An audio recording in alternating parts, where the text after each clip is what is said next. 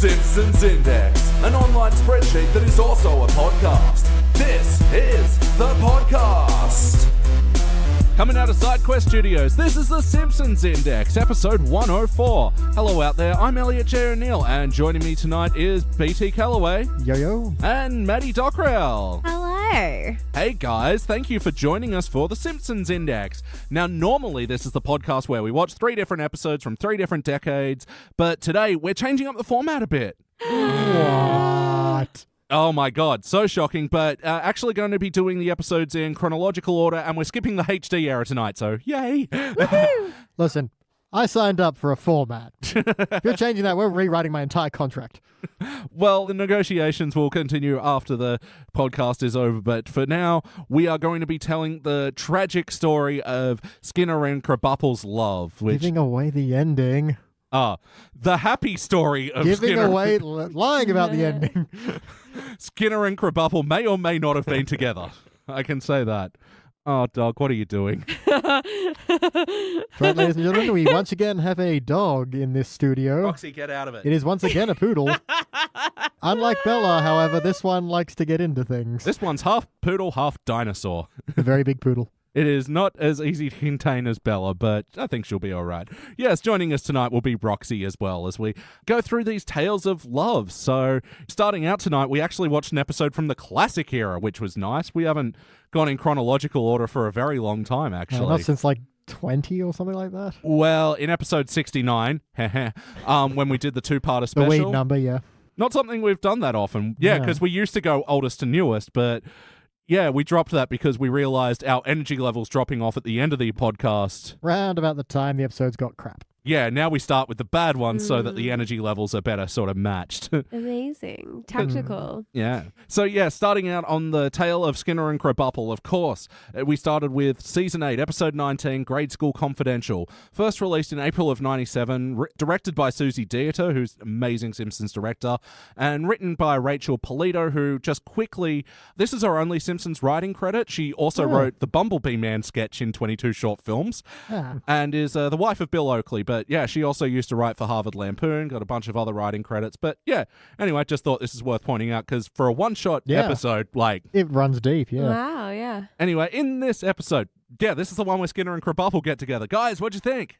Man, there's so many good little quotes, little bits, little side gags. It's so funny. Yeah, it's an episode really full, not necessarily of like easily quotable bits, but just little quips that just really make it down. It's like, I could write this down, but it's going to take, 6 lines because you really need everything surrounding it. But yeah, really good episode. Really good, clever little jokes in there, yeah. I actually didn't realize how many quotable moments came from this one. Oh, so great. Like, this is like the buttery biscuit base for a lot of Simpsons shit posting. Oh, yeah. A lot to build off here. There's so many moments, so let's get into them. BT, for better or worse, what is a moment from the story that stands out to you? I'm going to just check one of my notes here, which is Skinner is a romance wizard. Isn't he what? I'm just going to say, because there's that bit where they're, hiding out in like the Martin's Playhouse where he gets the signal for Edna and he's like, do you have a breath mint? Oh, to heck with it. Just goes for it. It's a beautiful moment.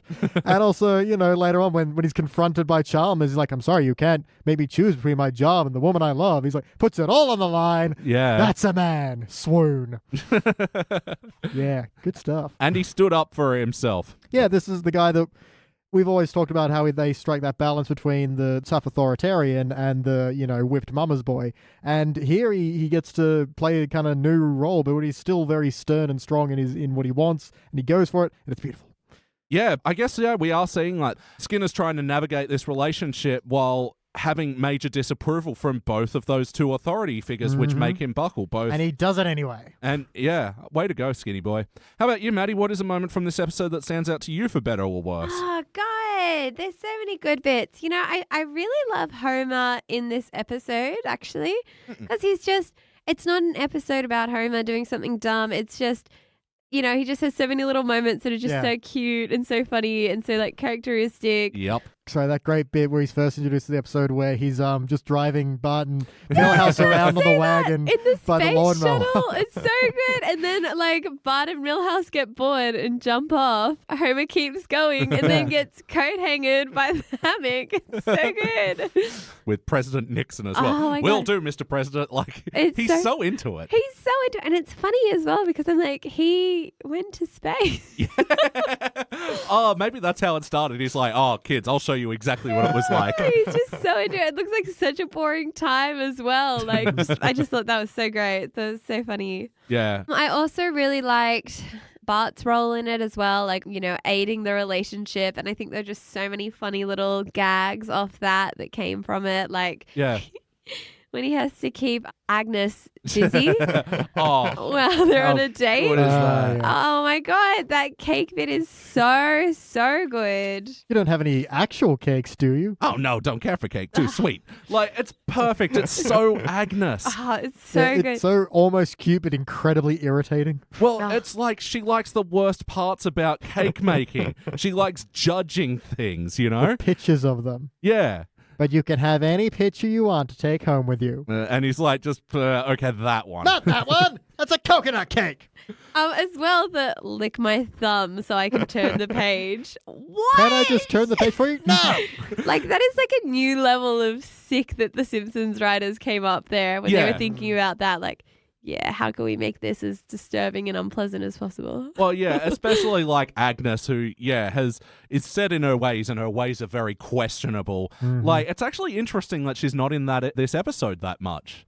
No, but I think she's in there just enough to be the opposing presence she needs Yeah. to be. And yeah, she's introduced at the beginning when she's like, Seymour, what did I tell you about playing in the neighbor's yard? I was invited, Mother. It's a party. If you were invited, that must mean I was too. Yeah, Comes exactly. over to the party. Okay. I love that, like, subtle little world building as well, that, oh, Martin and Principal Skinner are neighbors, and it's like, of course they are. Yeah. I'm going to say the moment from the story that stood out to me was, Bart's role in this, and the interesting turn that it almost starts out like Bart's blackmailing them, and then to retain the deal, Bart himself then gets blackmailed. Yeah, basically. But I love as well how he comes strong in the end and like helps them out and like helps them get their jobs back. And I think as well, that's just like a testament to his character that even though he's like, you know, that bad boy, he's still sweet and Still good at heart, but he just got yeah. pushed too far. Like, Yeah. he was happy to, well, not happy, but he was willing to cover for them. Yeah. But then they just made him say, I love you, Edna Krabappel, too many times. oh my God, that Which was funny. so rough. Like, you'd know that, like, it's a teacher and a principal. They had to know that wasn't going to play. They're so in love, funny. man. That's true. As Bob Dylan once said, you can't be wise and in love at the same time. I gotta say, that is like the one sticking point of the episode that like feels weird that they pushed him that far. But I gotta say, like, this episode is also very jam-packed with story. It is, but I feel like they justify it through he's their cover, and so they can always Yeah. use it. I think the bit of the movies is a good example of that, where Yeah. they've done everything they possibly could to make sure they didn't go noticed, Yeah. and they just kind of sneak in, sneek a kiss, and then Chalmers out of nowhere, she's like, "Oh, we're on a field trip with a student. He's in the lobby buying refreshments." I'm surprised that excuse worked. Like, Oh, that was so sad as well. I felt so sorry for Bart in his pajamas. He's Yeah. so sleepy. what's going on? Why are we here? You reckon they filmed this in Atlanta? I don't know. I don't think it's important. Yeah, you're probably right. So apparently, from the clues that it was filmed in Atlanta and it has Tom Berenger, apparently the movie can only be The Big Chill, which also was released in 1983. In this episode of The Simpsons, were released in 97. I know, like, retro screenings are kind of popular, but Yeah. that's like nowadays. So anyway, this episode takes place in 1983. That's what I've determined. I see. Amazing. You've established the timeline. That would explain why Homer's referencing Nixon. He might have still been alive at the time. Ah, that's a good Hey. point. So, play count. How many times before tonight do you think you've seen this episode? Oh, man. Many. Many. How about you, Maddie? How many No, times? not many, just many. Oh, okay. Sorry. That's. Don't put words in my mouth. How about you, Maddie? I would say under 10, above really? 5. Yeah, I don't think I've seen it that many times. Yeah, well, I mean, it is a season 8 episode, and this is, you think about The Simpsons and Skinner and Krabappel being together just it seems like how it always was. Yeah. But yeah, this episode takes place in like the very late half of season 8. Get a few sporadic mentions throughout, the next few seasons. That's right. And then, obviously, the rise and fall of Edna Krabappel and Skinner is the name of this episode. So, yeah, it all comes to an end in season 15. It's just weird to me that it actually didn't last that long for how much you think of them as always being together. Yeah, that's so true. That's 8 years. Oh, it's 7. Oh, you know what they say about the 7-year itch. Oh, that's... Oh, wow. See a doctor. Definitely. But yeah, that's so true. I mean, that's 7 years out of, almost 30? Yeah. But I think the same could be said about Lisa being a vegetarian. You just... Yeah. Because it gets established as returning canon, and they always have to reset to 0 with that, you just kind of assume, okay, it's always going to be like that. Yeah, and it just that's becomes right. part of the wallpaper. And yeah, Apu gets married in season 9 or something, and then the octuplets 11 or 10. And yet you still think of Apu being married to Manjula and having octuplets. Absolutely. All right, so how about some of the wacky moments of this episode? What's sort of some of the cartoony things that stood out to you guys? I do just want to point out quickly, Ralph is having a really bad time in this episode. I love First, he's that. at the birthday party riding a pony and just crying. Yeah. And then he's, what was it? Yeah, trying to pin the tail on the... No, that's... Yeah, he missed the pin to the tail That's on the right. donkey. And then he's vomiting from the food poisoning. Yeah. Oh, he did have a rough time. But, you guys knew this kid at the party, right? Yes, literally, I love how Ralph is that kid at the party who no matter what he does, just cannot be pleased. I still remember when I was 6, my friend at the time, we just got bubble wrap to pop it. It was fun, and he started crying because the noise scared him. God, I hate those whingy kids. Yeah. I want to kick him. I just distinctly remember at my first primary school and all the parties we'd go to, there was this one kid whose name I'm going to bleep because he probably doesn't cry at parties anymore. You don't know that. Well, maybe. Oh, God, Roxy, you're the best. Whose breath smells like fish? Yes, it does. She's not very familiar with the format. Yeah. No, not at all. Especially because you're changing format in this one. Sorry, Roxy, it is not your turn to talk. Yeah. Yeah, and just every single party, every game, if he came second or worst, it was crying. Ah, no. Everyone would be like, someone had to win. That's the way games work. Are you sure this man still doesn't cry at parties? Maybe. He's probably one of those MAGA trolls now. The party scene as well, that led to some of the episode's great wackiness as well. I love the mathematician. Yeah. Yes. Of course. I'll make this remainder disappear. This is a magic 7. Yeah. And even there's a really good visual joke I like where Bart runs into Mrs. Krabappel and is like, wait, it's Saturday. Your powers are useless here. And oh, I'm just trying to have fun. I just stand there and he's like, just walks away. Yeah. Very And then good. they both just stand there. I love that. I've always wanted to do that, when I'm in an awkward situation. I I have to would turn my rather just be chair like, this way now. yeah, I'd just be like, excuse me, and stand by myself because that is preferable than being in your company. Mm-hmm. My move is the fake phone call these days. It's always embarrassing when I actually do get a phone call mid-taking the fake phone call. Oh, no. That's why you have to have either your phone on silent or, have someone hiding nearby who can actually call you. What? Something important came up and I have to leave immediately? What? Who would have thunk? The president needs surgery? All right, I'll get right on that. Hello, Mr. Nixon. Yeah, and the party as well, the whole serving oysters instead of cake. That is... So good. Everything about this party is perfectly shit. Yeah. There's still a jumping castle and pony, but Oh, yeah, the elements are there. It's so their Martin. arrangements that's wrong. It's so Martin. His Yeah. parents have so much money and sophistication. the ice sculpture in his mold and Yeah. And what about that? What kind of little boy has a tea set? I think we know the answer to that. A lucky boy. But even before that, I really liked Skinner and Krabappel's banter at this one, where they're just both kind of revealed as being kind of lonely people, where Skinner's like, oh, it's different from my usual Saturday routine of carefully folding out all my outfits the rest of the week. Yep. Go to the car wash, see if Gus is there. And I really like Krabappel's Oh, yeah, misdirect. you gotta keep busy. Yeah, misdirective. Oh, I collect matchbooks from glamorous nightclubs. They'll usually send you one if you write and ask nicely. Yeah. And because you'd expect Krabappel would be the type to go out clubbing. But I love as well when he's like, is this what you imagined your life? Mm. Yes, but I was a very depressed child. Oh, it's actually kind of wonderful that they find each other and you sort of see them, get a bit of love in their life as well. It's beautiful, man. It really is. These two absolutely at this time deserved each other and kind of wonderful to watch it blossom. Mm-hmm. So speaking of which, how about the heart of this episode? Where were the bumps? It was on the sleeve, I believe. I think it was so beautiful to see them both find each other in this crazy mixed up world. Yeah.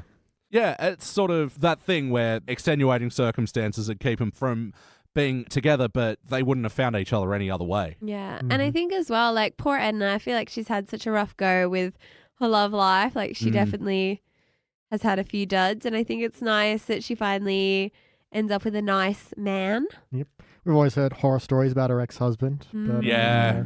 Sugar in the gas tank, that kind of thing.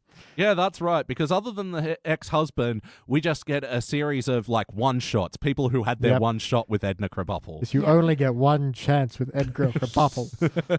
So Sideshow Bob, the sushi guy, and yeah, this episode is absolutely dripping with the heart, and you really do feel for these two people. Yeah, and that ending really, drives it home because you kind of understand, oh yeah, of course you can't, be involved with your coworker, but at the end they're like, what's really so wrong about this? We work together, but we're dedicated educators, and we just dedicated educators. I know, write that one down, it's a tongue twister. That's fun. Surely we can express our love for each other outside of school and things like that. And then like, no, it's all about sex in front of the children. Sex cauldron? I thought they closed that place down. See, like I'm talking about, this is the base of a lot of Simpsons shit posting. Absolutely. That's such an excellent moment. But it's a great speech, and then it leads to the revelation on Principal Skinner. But that's really secondary. That's how you get out of things comedically. How they get out of it emotionally is that whole big moment of barricading themselves in the school and the romantic siege that follows. Yeah, speaking of cartoon wacky, I feel like that's my cartoon wacky bit is like the whole bomb threat. I don't even know. That whole thing was so funny. An octopus threat, in fact. An escaped octopus. We've talked before about Simpsons ruining your brain. The number of times I've internally thought, Willie hears you, Willie don't care. The thing I love about Bart, because he does it twice in this episode, how to get a crowd happening. Yeah. And does it with Kent with the escaped octopus. When they cut to Kent doing the news broadcast, he goes, well, it appears I've been had again. So implying that Bart's probably done this to Kent Brockman before. Yes, I just love Kent Brockman in this episode. All the townspeople, I think, really come together and just shine in this episode, I've got to say. Yeah. Well, which one in particular? The guy in the bumblebee suit or the guy with a bone through his head? My opinions are as valid as the next man's. I love it as well when Mel yells out, Public Sexual Congress. Sorted Public Sexual Congress. Even. Sorted. Yeah, I was about to say, that sounds a little short. Yep. Could be something else there. I also love Wiggum in this episode. Even when it goes to their house, Wiggum's like, Sarah, get me Superintendent Chalmers on the phone. And she dials the number. Thank you, Sarah. It's so cute. Such a great misdirect. So endearing. And so, last time in Duffless, we were talking about that was the first on-screen appearance of Sarah. This is the first time she was named. And so appropriately for this joke. Even though she doesn't have any lines, I think it's just perfect. Like, just that's so their life. Like, he just would say things that are still nice. Yeah, with the authoritarian tone, and she's kind of backs him up. Thank you, Sarah. So ultimately, though, did it feel like an episode of The Simpsons? Absolutely. I mean, as you were just saying, even the secondary characters that come in and get one line, it is so very much in their vein and in their character.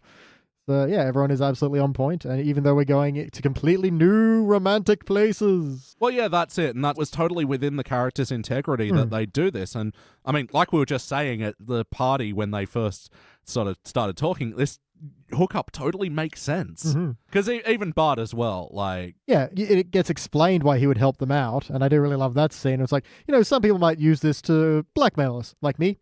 Like you. Bart, if life has taught me one thing repeatedly, it's to know when I'm beaten.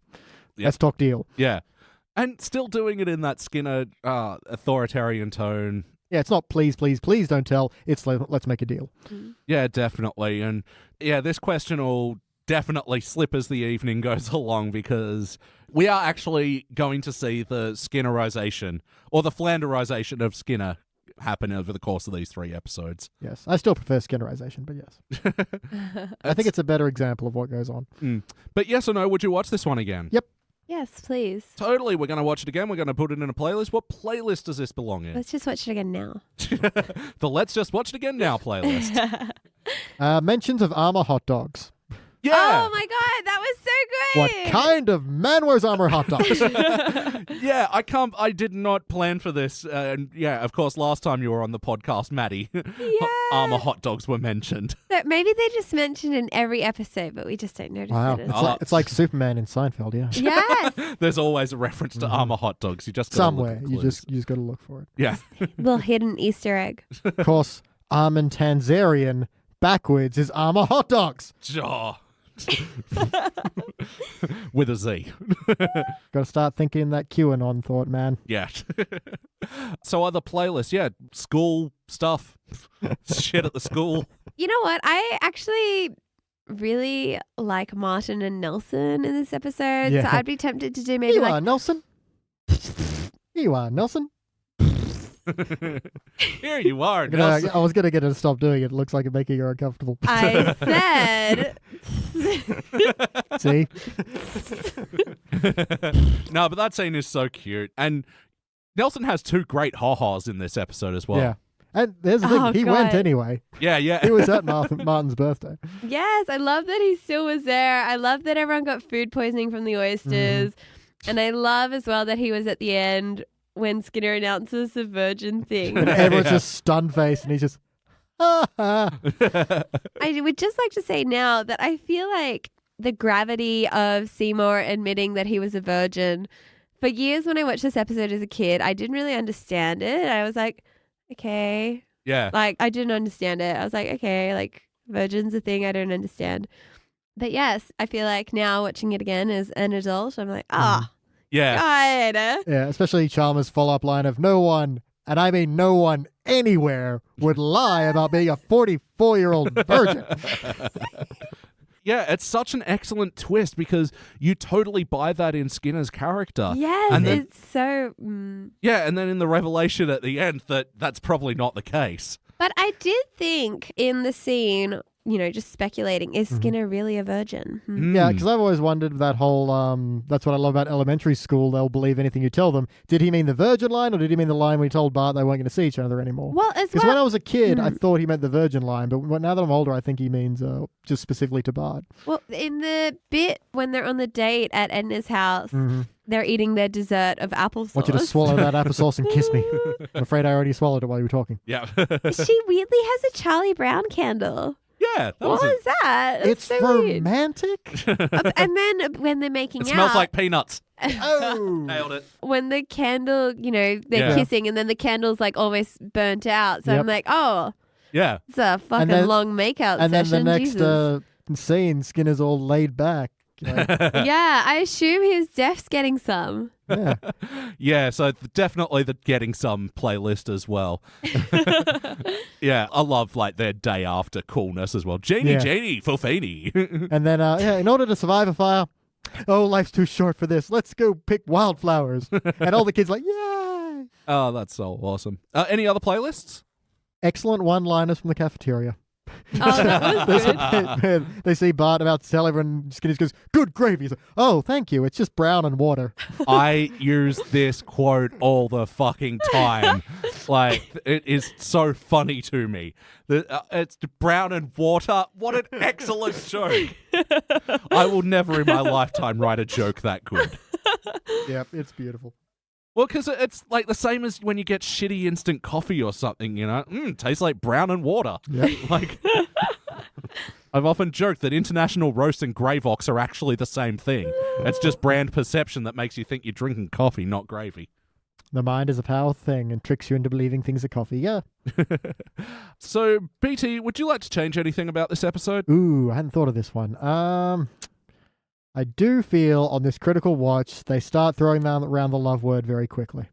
Yeah, that's is true. maybe my only complaint, because it's like the next day when Skinner's like, well, here's the forbidden love. It's like, well, that's quick, dude. But Yeah. I guess we've only got a half hour and that's where we're going to move. But, just maybe crop that word. I don't know. Let Yeah. it develop. Let it flourish. He's just sharing his feelings. Let him be. Stop hating. 5 minutes ago, you were like, oh, look at Skinner go. He's a romance wizard. I'm so proud of him You sharing only his feelings. get one shot with Edna Kay. You don't want to screw it up by scaring her off. That's true. Well, it clearly worked. Oh, it worked, yeah. Can't argue with the results. Yeah. But even that's a tiny little footnote on a otherwise spectacular script. So not really. I can't think of anything off the top of my head. How about you, Maddie? Is there anything you'd like to change? Oh, I really like this episode. I'm really happy with it. Really content. Yeah. I would just, maybe like to make it longer. Love all the townspeople in this episode. In that whole like on the roof scene, it's just so good. Well, that's the thing, because this is all a story, and we even have the short introduction, so they put in as much time as they could. We didn't even talk about when Homer gets a megaphone when they're doing the interrogation. Bart, this is your father. Do you know where the remote is? Did you check your pocket? It was in my pocket. And Marge just glaring at him during that scene as well. It's like... Yeah, you're wasting time with this, and then, oh, great, you're giving me tinnitus by blaring the megaphone in my ear. So I love good. this joke so much because so often the TV remote ends up in my fucking pocket. So good. Yeah, again, another damn quotable line that's like just so malleable and usable outside of The Simpsons. Yeah, anytime I've lost something in my brain, it's just, did you check your pocket? Through that same yelling. Yeah, And yeah. So true. Yeah, I just feel like there's so many quotes that I didn't even realize were from here. No, totally. And especially talking about Homer, the way he goes, wait a minute, her name is Krabappel? Oh my God! I've been calling her Crandall. Why didn't anyone tell me? Oh, I've been making a nanny out of myself. He is so embarrassed. Yeah. It's so good beautiful. as well. It's so weird. Like, Crandall? What? There's something I would change, because Homer's reading the newspaper when he first hears the word Crandall, and he keeps reading. I want him to have the expression then, like, no. Yeah. Have that instant reaction rather than the delay. There we go. I have to say, the only thing I thought was weird about that is that Lisa's like, what's Bart's teacher's name again? Yeah, like I she think doesn't know all the teachers. Lisa fully would know. There's like 6 teachers in that school and 3 nameable ones. So Yeah, I sort of get that, but also, like, great setup for a joke. Yep. yeah. Well, also, it's funny because it's also coming off the back of all these kids reciting the story and in wildly inaccurate detail, and, like, Lisa's the only one that's like, I wasn't there at the time, but I was in the apparently... library. Yeah. And I like that detail that she'd heard. Sorry, what I'd like to change about the episode. You'd like to change the episode? Like I was saying before, I think Skinner and Krabappel went too far, but that was the point. Like, I don't know what other thing you could put there to make Bart want to reveal the relationship. Yeah. So, anyway, let's go back to talking about the episode. So that scene where the kids are all telling their parents. Yep, What I were was some of waiting your for this one. favorites from that scene? Oh, I don't know. Ralph? Yay! Is that maybe what you wanted to talk about? Yes! Principal Skinner and Edna Krabappel were making babies, and one of the babies looked at him. Baby looked at you? Like, and I love how Wiggum repeats this sort of later at the standoff. Making babies. Yeah. Yeah. It's like, yeah, you can see where Ralph's understanding of this whole thing comes from. Actually, I do actually really like Millhouse's of, we walked in, there was a teacher and Principal Skinner, and they were kissing and swearing. Yeah. Swearing. Swearing. Just to give you an idea, this is going to be an elevation of just kids slightly exaggerating what was going on. Oh, absolutely. And, you know, for anyone asking out there, hold on, need some water. Yep, okay, it's going to Sorry, be tough. guys. It's long, so, you know. Mrs. Krabappel and Principal Skinner were in the closet making babies, and I saw one of the babies, and the baby looked at me. Nicely done. That's a tough one to land, the whole thing. Bit of James Earl Ralph for everyone at home. Yeah, because, I mean, what were the other Ralph quotes that I was going to do from this episode? Just crying. Oh, Roxy. James Earl Jones can't cry. Oh, he can. He cries for Simba. Oh, I'm being harassed by the dog right now. He wants to make sure you're okay. She heard you saw someone making babies and a baby looked at you. So, no guest stars of the episode. Any musical moments that stood out to you guys? What do they dance to? What was the song? Oh, Embrace yeah. me. That I was feel like so they cute. still had that left over from... Wait, they've used that before. What have they used that Oh in? my God! Didn't they use it in? It wasn't Mrs. Bouvier. No, it was it's B. B, yeah. Ah, interesting. Embraceable You playlist. Just classic romance songs. So is that 2? Yes. Sometimes there are only 2. Two's a episodes. playlist. Like, I'm pretty sure there's only 2 Hot Dogs references. But I mean, if this conspiracy does pan out, there may be more. There may be all of them. But yeah, I love the way this scene unfolds with the way that they were going to try and get them out with by blaring music. Yeah. And of course they blare Embraceable You. Yeah, because these are all actual and siege tactics. So, Yeah. cutting the power and then hitting them with spotlights. And so when they blare that spotlight in as well, and it of course drops through the colander and it makes it look all the more special. Like, it is a beautiful scene. What about Wiggum's interrogation tactic? Mm. His reverse psychology. Yeah. Fine, stay in there. We don't want you to come out. Fine by us. Damn. And he's reading it straight from the book Police Psychology. Yeah. So good. Fantastic. BT, do you have any other notes? Oh, indeed I do. Starts off at the very beginning with Seymour Skinner.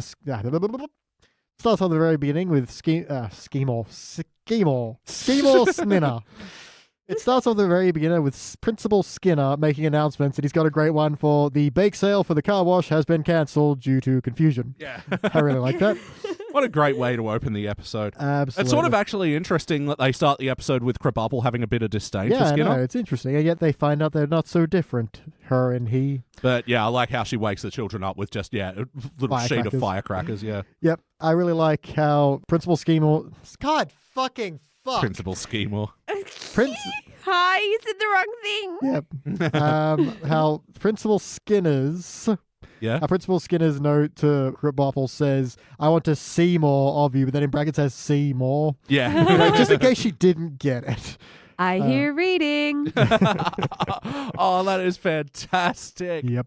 I really love the line, okay, everyone, set your faces to stunned. I didn't get that joke as a kid. That's Yeah. very good. Yeah, that's a bit of Star Trek. I'm going to do what Bart should have told me to do a long time ago. Yeah, so he's still being a little bit of a pushover. Even that whole bit, it's like, you do what your mother told you, what the army told you, now do what you want to do. He's like, I'm going to do what Bart told me to do. Let's go. Okay, Edna. Yeah. He folds faster than Superman on laundry day.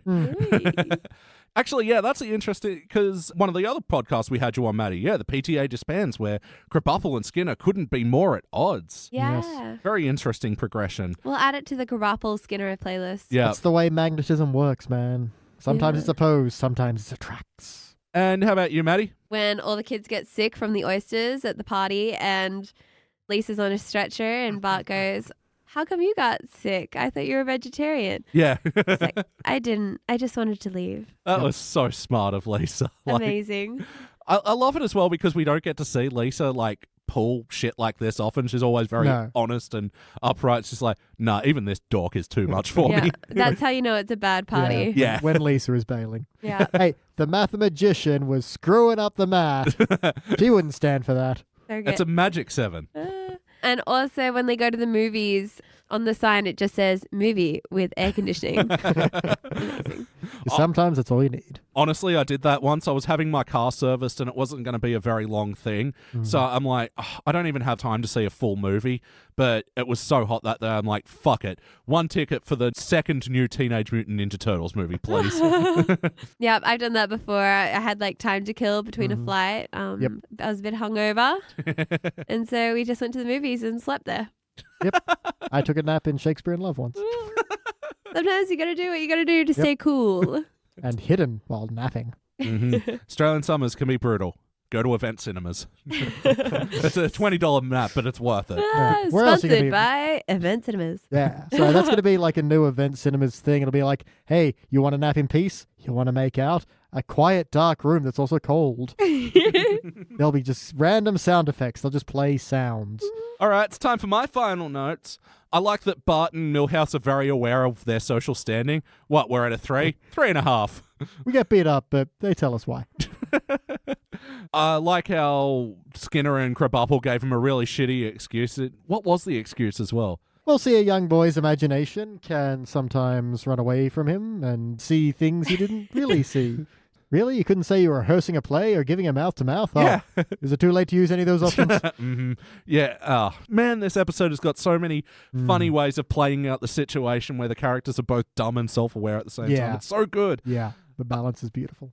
I love Krabappel's line as well. Usually it's just soup for 1, salad for 1, wine for 3. Yes, Krabappel, my girl. Yeah, it tells you everything about the character in one line. My final note as well, when they do get caught, and they're just like in absolute shock, and then just Mrs. Krabappel just slightly pulls down her skirt, It just but slides back up. goes to the exact same position. Like, Yeah. it just also just tells you how like caught they are and how Yeah. like futile anything from now on Any is. attempt at Yeah. hiding, you know. And then Seymour just goes, school dismissed. Good move, Seymour. It is time to rank this thing. On the Simpsons Index, we rank using our 6-point scale, which starts down the bottom at failure. But maybe if the episode was just meh, you give it a participant. But for the good rankings, you got good, bronze, great, silver, excellent, gold. But for the best of the very, very best, the ones which you'd engage in a romantic... But you would get locked into a siege just to watch. Sure. You'd call your favorite news anchor man That's down right. to the scene. And to have a look at these episodes, yes, you'd call those episodes cubic zirconia. Now, let me go first. Let me show you how it's done.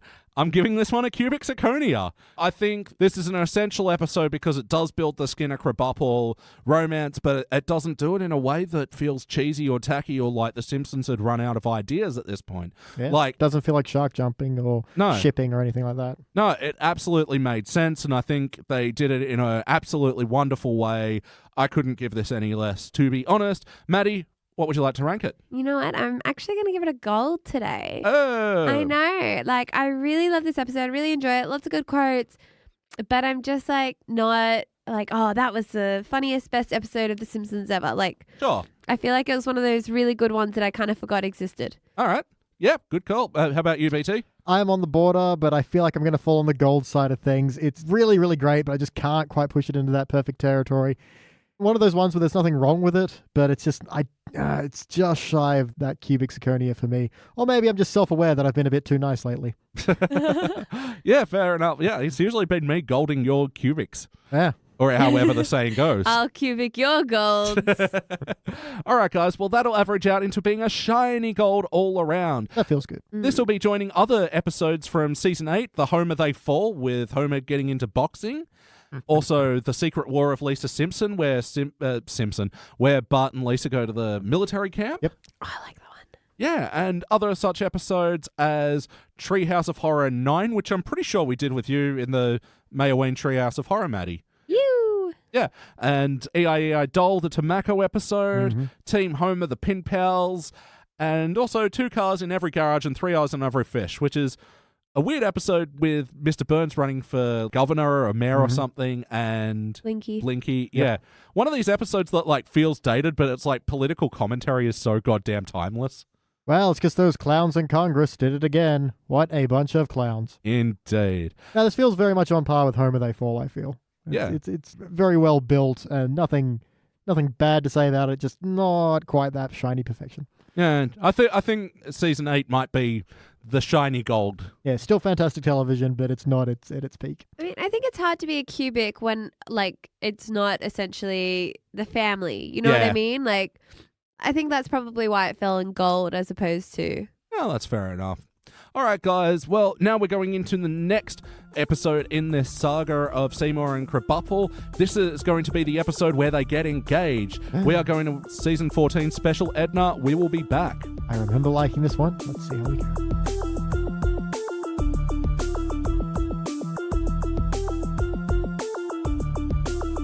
And we are back, and we just watched Season 14, Episode 7, Special Edna. This was first released in January of '03. It was directed by Bob Anderson and written by Dennis Snee. This is his only Simpsons writing credit, but Again, with the only Simpsons writing credit. I mean, he's otherwise a very prolific writer. He wrote for, like, Family Matters and something else. But yeah, Something one else. of those ones where you're like, Dennis Snee, what kind of a name is that? I bet he doesn't. Oh, God, he's got like 4 IMDb pages. Isn't he that guy from Peter Pan?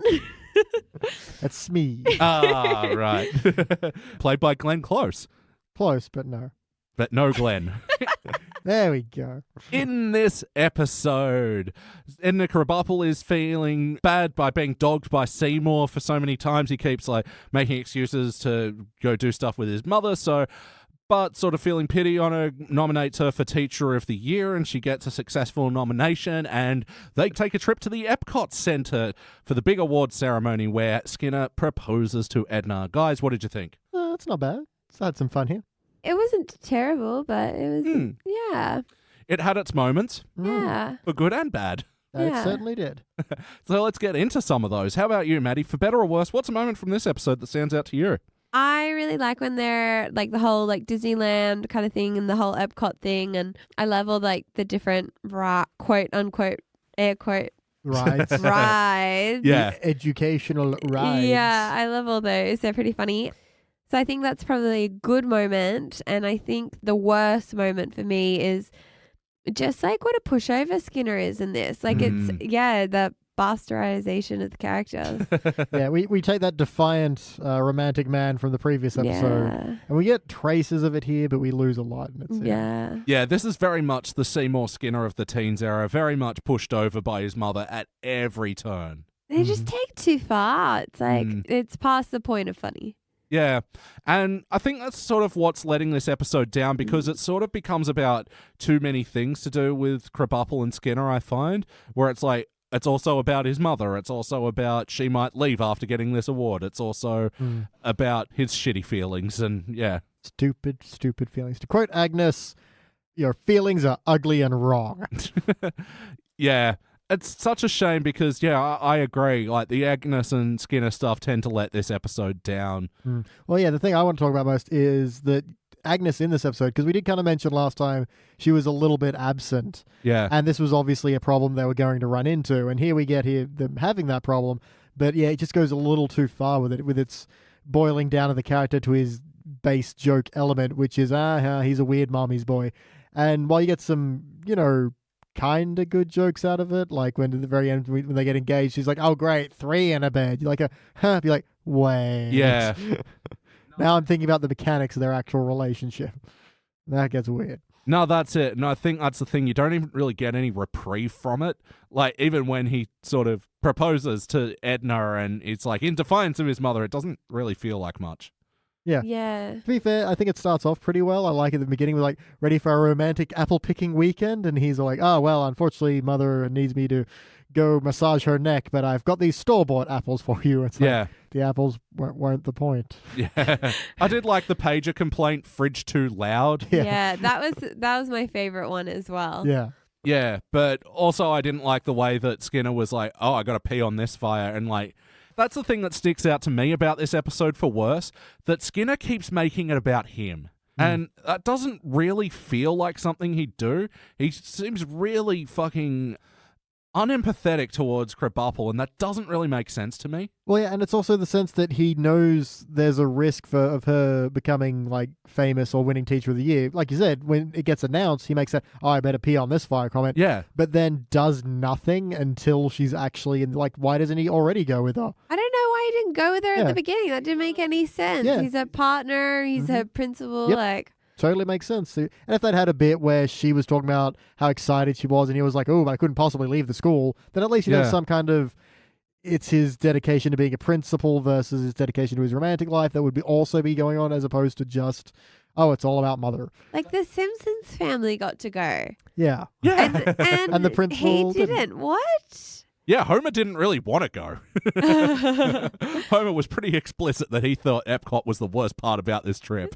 So good. I don't mind Epcot. I liked Epcot. So you've been I've in been to Florida? Epcot. Yeah, I liked it. Yeah. But is it as good as Magic Kingdom? I didn't like it that much, No, like it's but what I liked it. like I think we did it wrong. I think we should have done Epcot first and like led up to Magic Kingdom. Yeah. Because it is just fine. It's fine. It's It's not magic. I hated that fucking Eric Idle and the purple dragon thing. That was fucking stupid. We were too old Yeah, for that. that And we were was- also bored and not drunk yet. Yeah. Oh my god, when we got drunk though. But the Chrysler ride, that's a lot of fun. Oh, yeah, that thing's cool. The car where you design your own car. Did you do that one, Maddie? No. Or- I She's thinking of didn't. the electric car. Oh my god, I that can't is go very fast or very far. And if you drive me, people will think you're gay. one of us. One of us. I use that quote all the time for some reason. I don't know why. That one just always comes to mind when Yeah. people like talk about cars or Yeah. whatever. I can't go very fast or very far. Yep. Yeah. Oh, my Prius does me all right. Do people think you're gay? I wouldn't have a problem with it if it did. And, like, that should be a sticking point about this joke, and maybe it is. I'm not a member of the LGBTI community. I wouldn't be able to tell you, but I think because they do take it to the ridiculous level of the animatronic robots. I think it's because it's the idea of Big Oil saying that joke, not The Simpsons. Yeah. So Big Oil is saying, oh, what are you, gay, bro? Jeez. Yeah. No, I love how it's like the electric car of the future, sponsored by the Gas Corporations of America. Yeah, exactly. So good. So you've got that filter of it not being from the show's perspective itself. Yeah, they do have a bunch of other questionable jokes around LGBTQI plus whatever the hell the fucking acronym isn't it? Yep. You remember it with the alphabet song. LGBTIQA. That does not help at all. It ends on A. That doesn't help me at all. And I'm back where I started. Yeah, I liked all the stuff with Eastern Airlines sponsored, though, and like... They very quickly ramped to world domination. Yeah. And forget the Cola Wars. The winner, Eastern Airlines called. So, a fan of the show, Dan Dennis, as well, hit us up on Facebook this week and let us know that... Hey, how you going? He actually used to work at the Epcot Center, and he said this episode actually holds a special place in his heart because of how damn accurate it is. So here we go. Yeah, it's like when you hear from doctors that Scrubs is accurate. It's like one of those weird things. Yeah. It's like, oh, wow, comedy really gets close to the truth sometimes. Mm-hmm. Well, that's what makes it so funny, I think. Like, sometimes some of the best comedy is, like, the most realistic. Hello, Seinfeld. Yeah. And that's what this episode did a lot. Like, some of those shitty animatronic educational rides that you do get at Epcot, were exactly like this. Yep. Yeah, I gotta say, much like the air-conditioned movie last time, I think the only reason we did that World of Tomorrow ride was to be on a cart with some air conditioning. Yeah. Because we'd been walking around the world getting drunk all day. We're busy just going, I'm tired. Yeah. Drunk. That's so good as well, because Marge is like, oh, it's cool in here. Yeah. So did you do that as well at Epcot, where they've got that big circular walk and you're like going through different like countries? Countries. It's so fun. What's not to love about that? You got a pretzel. It's like just a big day of eating, you get your turkey leg, you get your pretzel, you get your other food, other cultural food. Speaking of other cultural food, I love when Marge is reading the menu in Italy land, whatever it is, Venice, and she's like, La pizza, La hamburger, and then what's the other one? Senor grilled cheese. I hope I don't order an elephant. It's so much. Yeah, it's a very mum thing to say. Yeah, I actually didn't click that. Yeah, that's what they were doing. They were doing the eating and drinking around the world there, but they only had one stop. But except where they go back to the credits at the end and Homer does his "What did I think of the pie" song. Yeah, which I think would only work as a credits joke. I think if you put it in the episode, it'd be like, nah. Yeah. But see, I feel like that's a kind of joke in the HD era where they don't leave to the end. They just put it in anyway, even though it makes no sense and totally derails. But even then, I did a quick little laugh of, Homer walking off singing a song and Marge's like, I'm on vacation. Oh, no. See, I liked it at the end credits. But I'm saying like in the that's the difference between your teens versus your HD. Yeah. I mean, I recognize this song as being stupid, and I think if it was in a HD, it'd probably irk me a lot more. But, man, I just find it too charming. What did I think of the pie? What did I think? It gets in my head. Yeah. I can't help it. I can't objectively tell you whether it's a good song or not. It just gets in my head. It's fun and it's catchy. It doesn't hurt anyone. Someone just went, we need 8 bars of incredible jolliness. Yeah. So, play count. How many times before tonight have you seen this episode? Half a dozen. Yeah? Some dozen? Not a some. Again, with the words in my mouth. Get them out. A baker's dozen. Both of you now. Just some. I've seen this episode a fair bit. I have a fondness for season 14, and this is one that I found myself returning to a bunch. Like, even though it sort of starts out a lot better than it ends, but we'll get into more of that in a moment. So how about the wackiness of this episode? Hey, Bart, you want to take a joyride in my cousin's stolen Black Hawk helicopter? He's probably going to get court-martialed for this.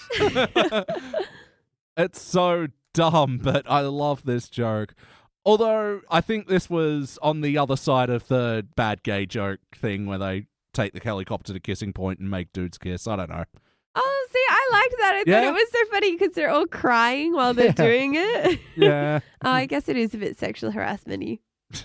That's why it's a prank. It's fine because somehow all these boys think that the girlfriend's father with one voice is in this helicopter. Can't you tell the difference between my voice and a 10-year-old kid? So my theory is that guy's fathered some children. Quite a few. Been setting up franchises all around town. All the teenage daughters of Springfield. Yeah. In fact, that's what it is. He had like a whole like nest of children. Because that's what people have. Yeah. A litter. He had a litter of girls. Spay or neuter your kids, everybody. And now they're all on dates at the same time, but with different boys. That's it. And that's why it's funny. And just before then, when Bart's trying to study, he's like, ooh, algebra. Maybe just a few equations. I do Nope, gotta focus. Oh, and wackiness and Bart avoiding this assignment. He's at the library. Why did I pay for 100 Xeroxes when I only needed one? Oh, well. Someone else will have to use the other 99. Yep. Lloyd, give me a sign. His pants just fall down. Yeah. So the very beginning is Edna's giving out an assignment, and then for some reason Milhouse is like, oh, can I do a dance instead? And she just sprays him with the fire extinguisher. Oh my God, that was so weird. He's doing the Running Man. This is such a teens era Simpsons joke where they're just sort of doing, like when he says, what's up in other episodes. Well, at least that is meant to be, he's supposed to be outdated in what he thinks is funny. But I mean, I can understand him doing the Running Man. Like, I do a dance instead of a report, but then why does she spray him with a That's so fire extinguisher? And then the fact that, like, Martin just gets thrown out the window and I can't Nelson's like that. He's gone now. I fucking love this, yeah. And I think it's good Martin and Nelson again in this episode, actually. I think you mean Team Discovery Channel. Oh, yeah. Classic Martin and Nelson. I held your hair in the simulator. Shut your mouth, Captain. But yeah, that it escalates so quickly to him having black eye and underwear around his head, and then the next scene He's just gone. Yeah, underwear floating down in that like leaf. Back and Also, forth. I really empathize with all the teachers, with all the kids being like, can we make it a report on this? Can we do this instead? No, this is the fucking assignment. Do it. This is the format you're following. Jesus. It's like, I just always remember that whenever like some wise ass kids, can I do a PowerPoint presentation instead? No. You show me where it says you can do that, and you can do it. The assignment is to write an essay. Do that. Yep. Jesus. I was going to say the wacky bit that I didn't like as well was Grandpa when he like talks about his experience of World War I, and he's like, I had to lie about my age, and then it does a flashback and he's like a toddler in World War I. That's pretty good. I really like this bit. No, me too. I agree. It's fucking ridiculous. I feel like it's like, Sergeant Simpson, you've been up for hours. Go take a nap. But I'm not tired.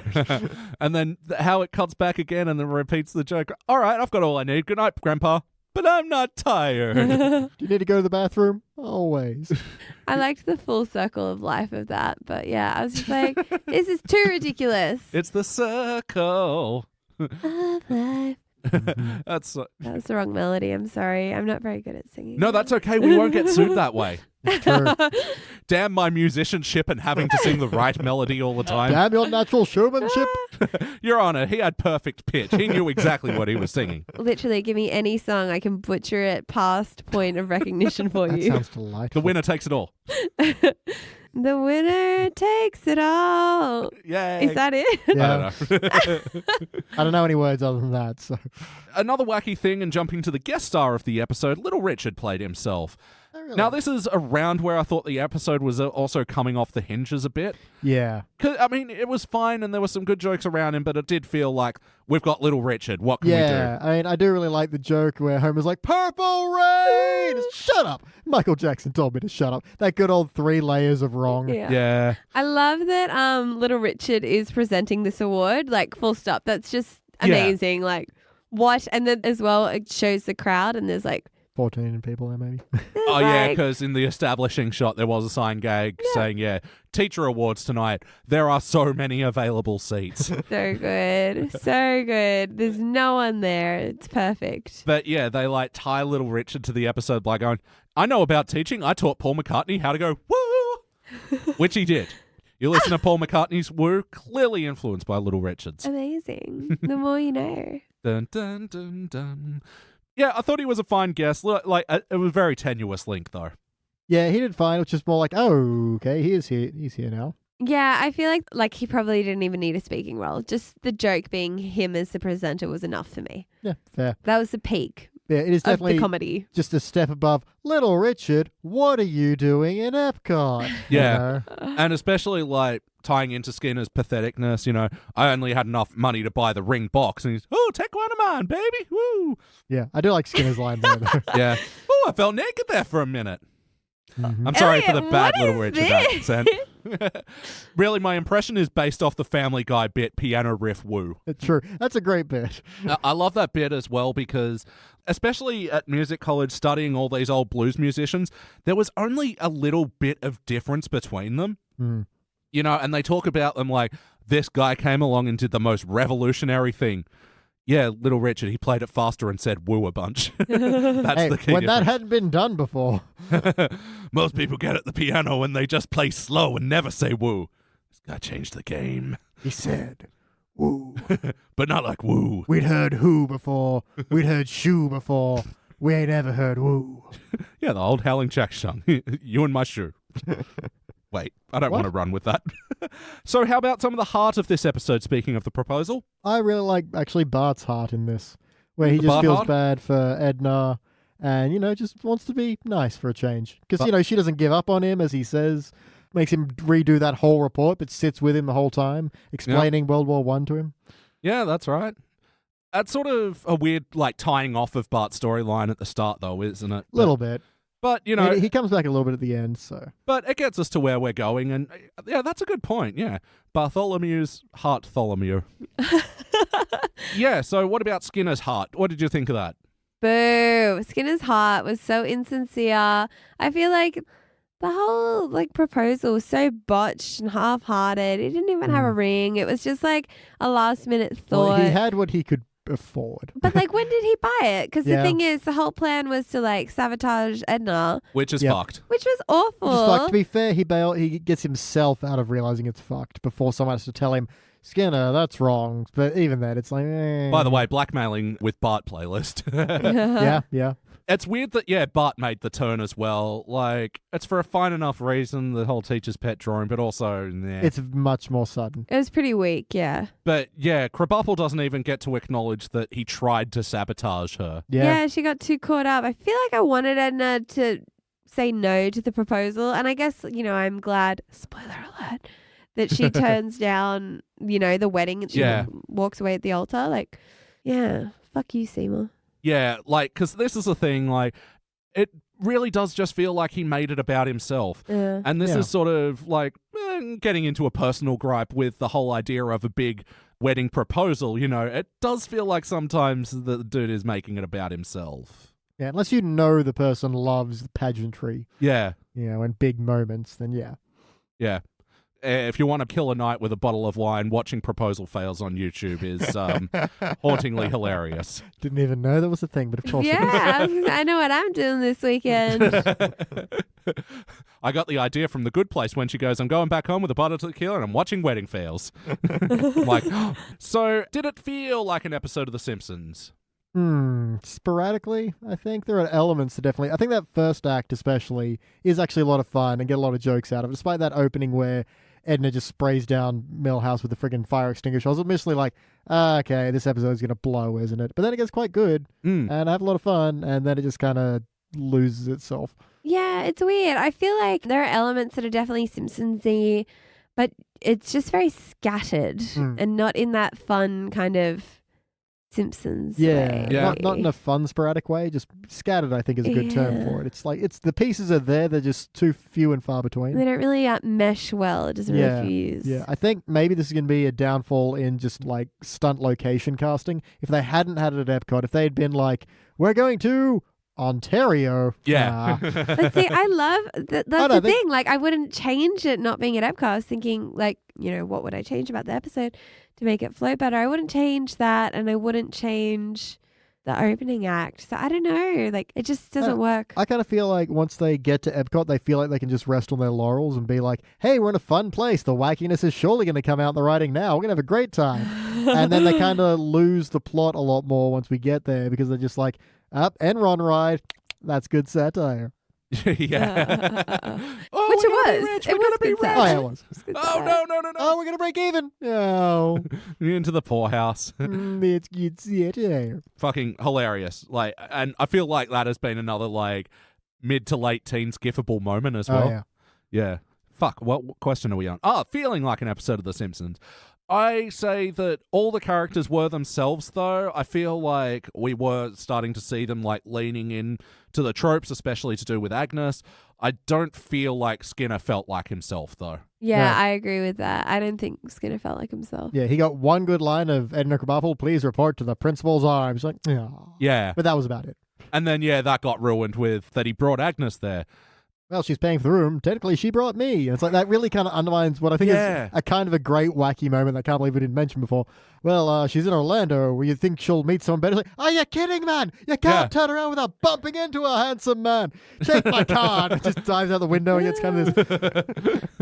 You know, he does the old take my car. Yeah. And it He's turns got out that Willie's souped out hot rod. fucking yellow thing with like number 5 on the side and like a James Bond style video chat. It's like, what the fuck? No, but I love that wackiness if that's how he gets to Epcot so quickly. Yeah, and Agnes's involvement does undermine that a bit. Because he had to stop and pick her up. And, Yeah. What I did felt like Skinner was after Edna sort of dumped him and they go to the land of tomorrow and he's asleep in the bed of tomorrow and the robot mom comes and wakes him up and Skinner's like, he's never going to get up. He doesn't have any legs. And then he's like saying about Epcot, about how it's educational and mildly entertaining, just like Edna. Aww. I feel like that was very Skinner. Yeah, a very sweet acknowledgement of the things he loves about her. Yep. But yeah, sleeping with animatronics playlist. Someone's been sleeping in my bed. Well, I can't help it. It was 300 degrees in the car. But yes or no, would you watch it again? Yeah. Yeah, I mean, if it's on. Yeah, definitely. We're going to watch it again, probably. We're going to put it on a playlist. What playlist does it go in? Entertaining arcade machines. Yep. The Halloween hit and run in the background, you can see Larry the Looter. Oh, really? Oh, awesome.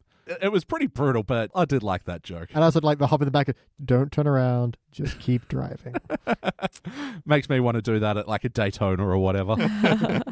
Maybe Rainier Wolfcastle. I did like his cameo in this. Fucking love this set. Yeah, That this was whole so bit, good, that as soon as I remembered documentary. that was in this episode, I was like, yay! And look at Rover participating in birthing a hole. Did you know the hole's only natural enemy is the pile? Oh, It's so fucking funny. That is so the dumbest and most intelligent thing anyone could And, of write. course, and here we see dolphins, nature's most filmed creature. so good. They have holes. Blow holes. Like, it's so the perfect encapsulation of all those IMAX documentaries that you Yeah. see. Have you guys seen any of those? Or Oh, yeah. Went on a few school excursions Yeah. to the old IMAX. Yep, when your dad is into space and you have no idea what to buy him for his birthday, you get him IMAX documentaries about space. yeah, say I've seen two. Yeah, the underwater one and the space one, and because the screen's so big, taking up most of your periphery, I had the exact same sensation watching both of those movies of like the perceived Weightlessness? weightlessness rather. Yeah. Does that happen to anyone else? Yeah, I'm just enjoying your term floatlessness.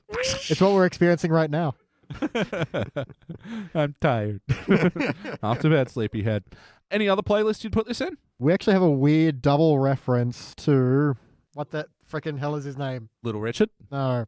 Gustavo Fring. Dead Poet Society. Oh, Robin praise Williams. Jesus. Robin Williams. Yeah, we have a double reference to Robin Williams, weirdly enough. So reference to Robin Williams. First, we have the Dead Poet Society. I do love the Board of Education's reaction when they play like, oh, God.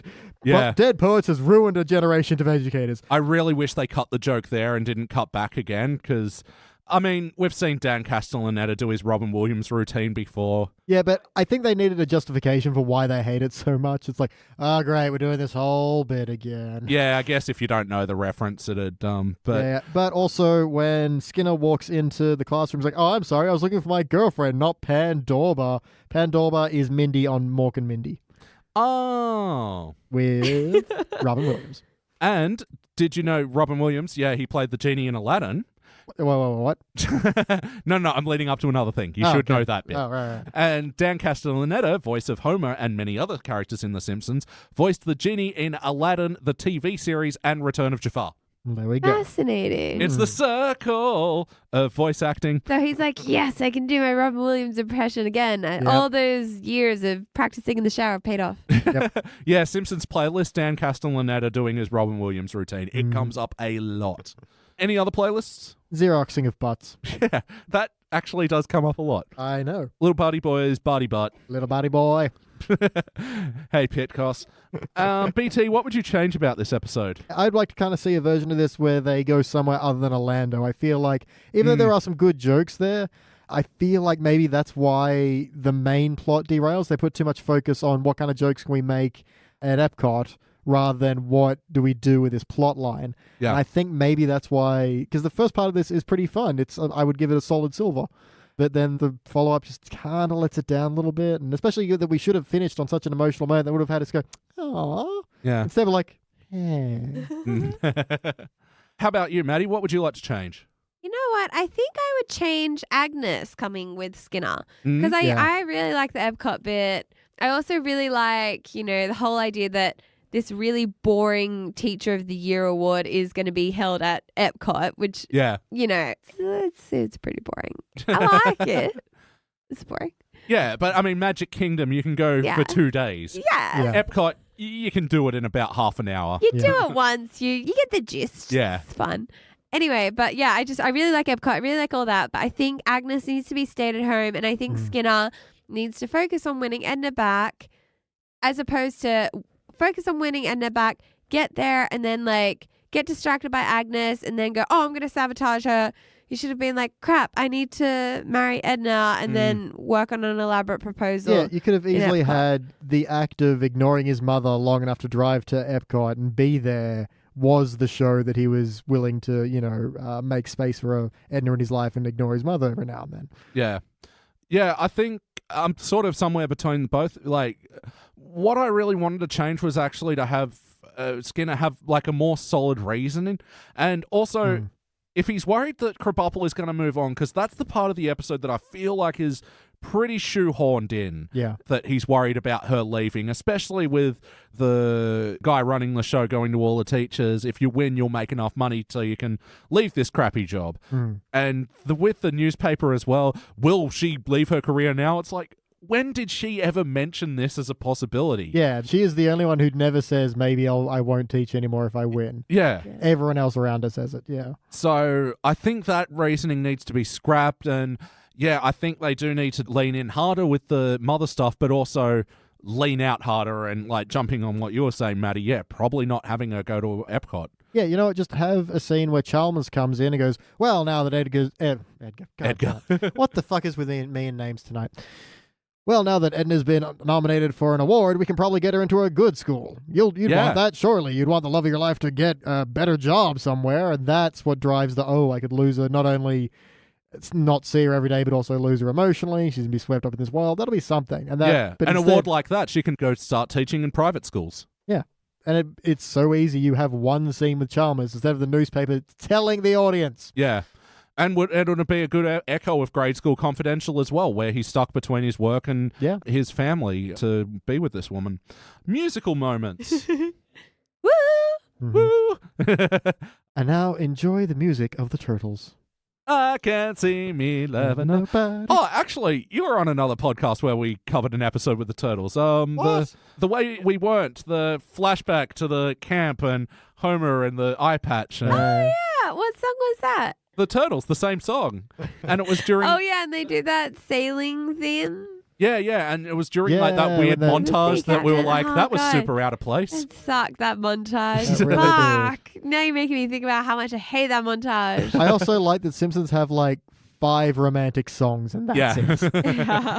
Embraceable You, Turtles. Girl, Yeah. think. Birds suddenly appear. Oh, no, the Turtles? Carpenters. No, I meant they're 5 romantic songs they have. Oh, right, One of right. them is Me Birds Suddenly Appear, but which at least thematically Who could makes ever sense why it get keeps sick popping of up. this song? Dun-dun-dun, Suddenly dun-dun-dun-dun. appear. Over here, over there. Maddie, do you have any other notes? I like when they're in the kitchen and Homer's like, I feel great after getting this award, and it's the world's greatest dad mug. And then Bart goes, Dad, you bought that for yourself because it was full of gummy worms. Amazing. And you just got that so you could catch gummy fish. Yeah, and then I think it goes a bite too far, and he's got a gummy fish up on the wall. Where he literally takes a bite out of it. Yeah, I think it would have been better just leave it. We only caught that to catch gummy fish. I liked it. I'll leave it at that. I didn't mind the Agree, gummy trophy, though. I also like when Edna's up getting her award and she goes, I can't believe this after I accidentally showed the R-rated version of Romeo and Juliet. Thought that nipple would haunt me forever. Yep. Amazing. Teachers are people too. They're human. They make mistakes. They have nipples. No, and I love that because it's led to a weird note in my book, which was haunted nipple. You should see a priest about that. Yeah? Yes, haunted nipple. Amazing. That's what you should go for as Halloween. You know, I'm going as Thanos, so that's pretty much what he is, right? Oh, heck, are you going to get rid of your beard? No, I'm painting it in because he's got such a big Oh, chin. he's got that. You still need to do the ball-sacked makeup test chin. for that, man. You're going to have to experiment with it first. Yeah, it only has to I'm last just a saying, couple you of think hours. you're going to be able to sculpt your beard into a Thanos chin without any preparation or know-how? I believe you can do on it. Halloween Eve, man? We'll talk. My people will talk to your See, people. prep. I like when Marge and Homer are watching the fireworks, and then Marge goes, "Let's go make some fireworks of our own," and they make actual fireworks. Yep. So good. I just like, I get to tap the powder. I wouldn't have it any other way. So cute. It's so Marge and Homer. Very cute misdirect. At the end with Agnes, when Skinner taps her on the shoulder, Yeah. and for some reason it's her internal thought dialogue, and she's like, "He has the tiny hands of a chimp." What? Yeah. Since the show is running long, let's just name a winner. Yeah. And then I love the ending when Homer's like, "We're going to Disney World." Jumps the fence. "1 churro, please." That'll be $14. Ah! All right. Yeah. So Disney World. That is Disney World right there in a nutshell. Yes, I will pay $14 for your overpriced fucking Mickey Mouse shaped ice cream sandwich. Oh my God, Damn, that is it's such a good. good ice cream sandwich, Such though. a good ice cream sandwich. I don't even know. I mean, is it better because it's in the shape of Mickey Mouse? Is it just the Disney magic they put? I don't know. I don't know how they do it. It's the magic of $14. Oh, God. Maybe that's what it is. Maybe it just tastes so good because you paid such an exorbitant amount for Yeah, especially with us because that $14 churro is actually like a $20 churro. Yeah, with exchange rate. Yeah. Not even including the cost of the plane ticket to get there. This churro better damn be worth it. Yeah, I'm coming back. You got lucky. How about you, BT? Any other notes? So I have mixed feelings, but I mostly like his flashback to Nam where he steals cupcakes. Like, this is the worst thing I've ever done, even in the things I did in Nam. Yeah. You're getting a parade down my esophagus. Just like, so close.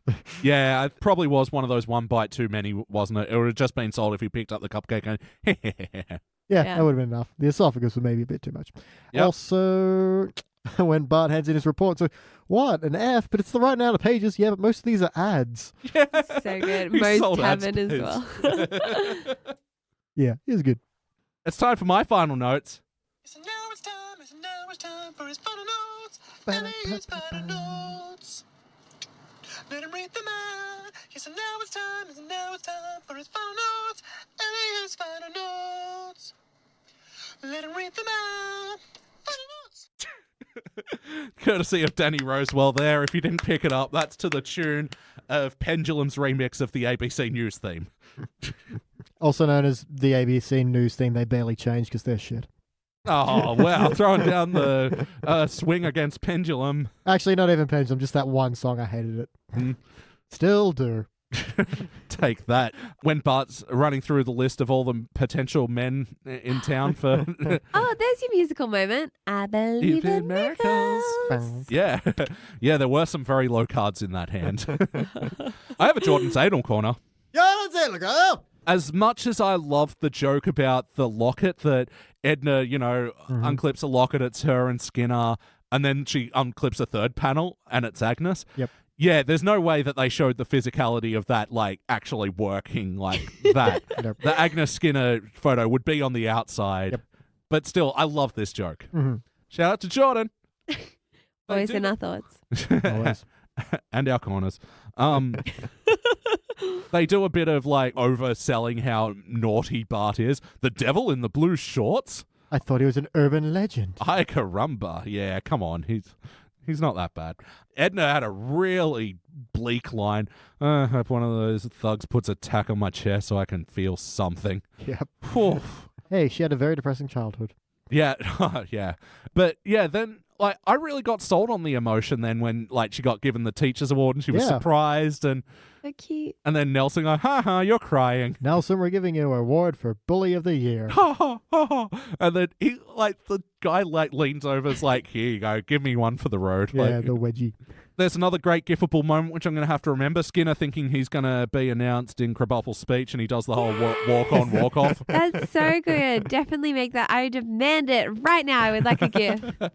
When Skinner is reading the paper, there's a little clipping of like comic book guy being foiled by a pistachio, which is an interesting foreshadowing of the next episode. So yes, anyway, look into the next episode when we'll be talking more about comic book guy. It is time to rank this thing. Maddie, it is your turn to kick it off.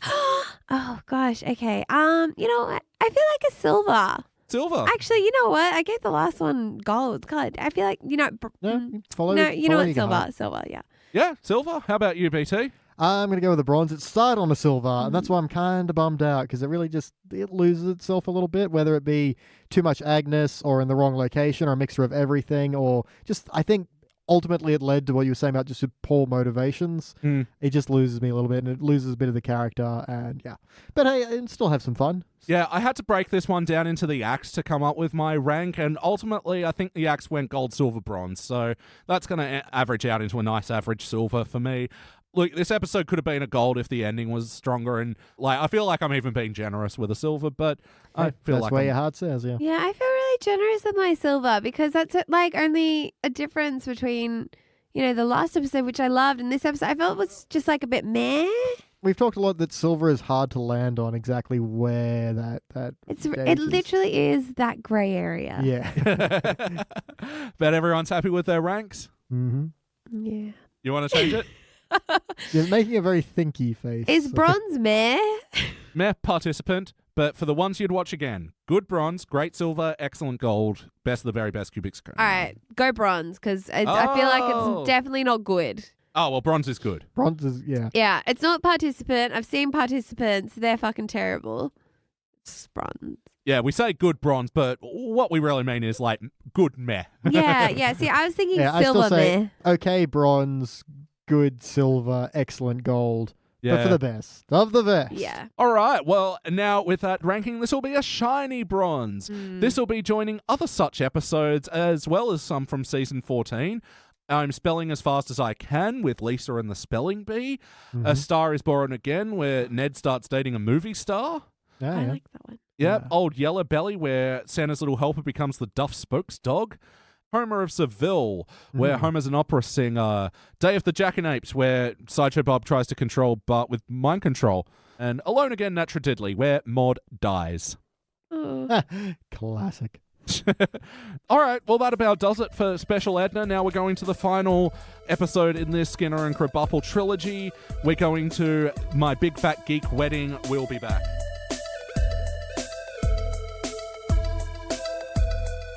And we are back, and we just watched our final episode for the evening in the saga of the rise and fall of Edna and Seymour.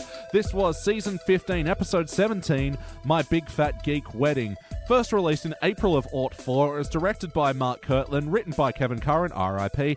In this episode, Skinner gets cold feet right before his marriage to Edna, but she catches wind of this, and she's the one that runs from the altar.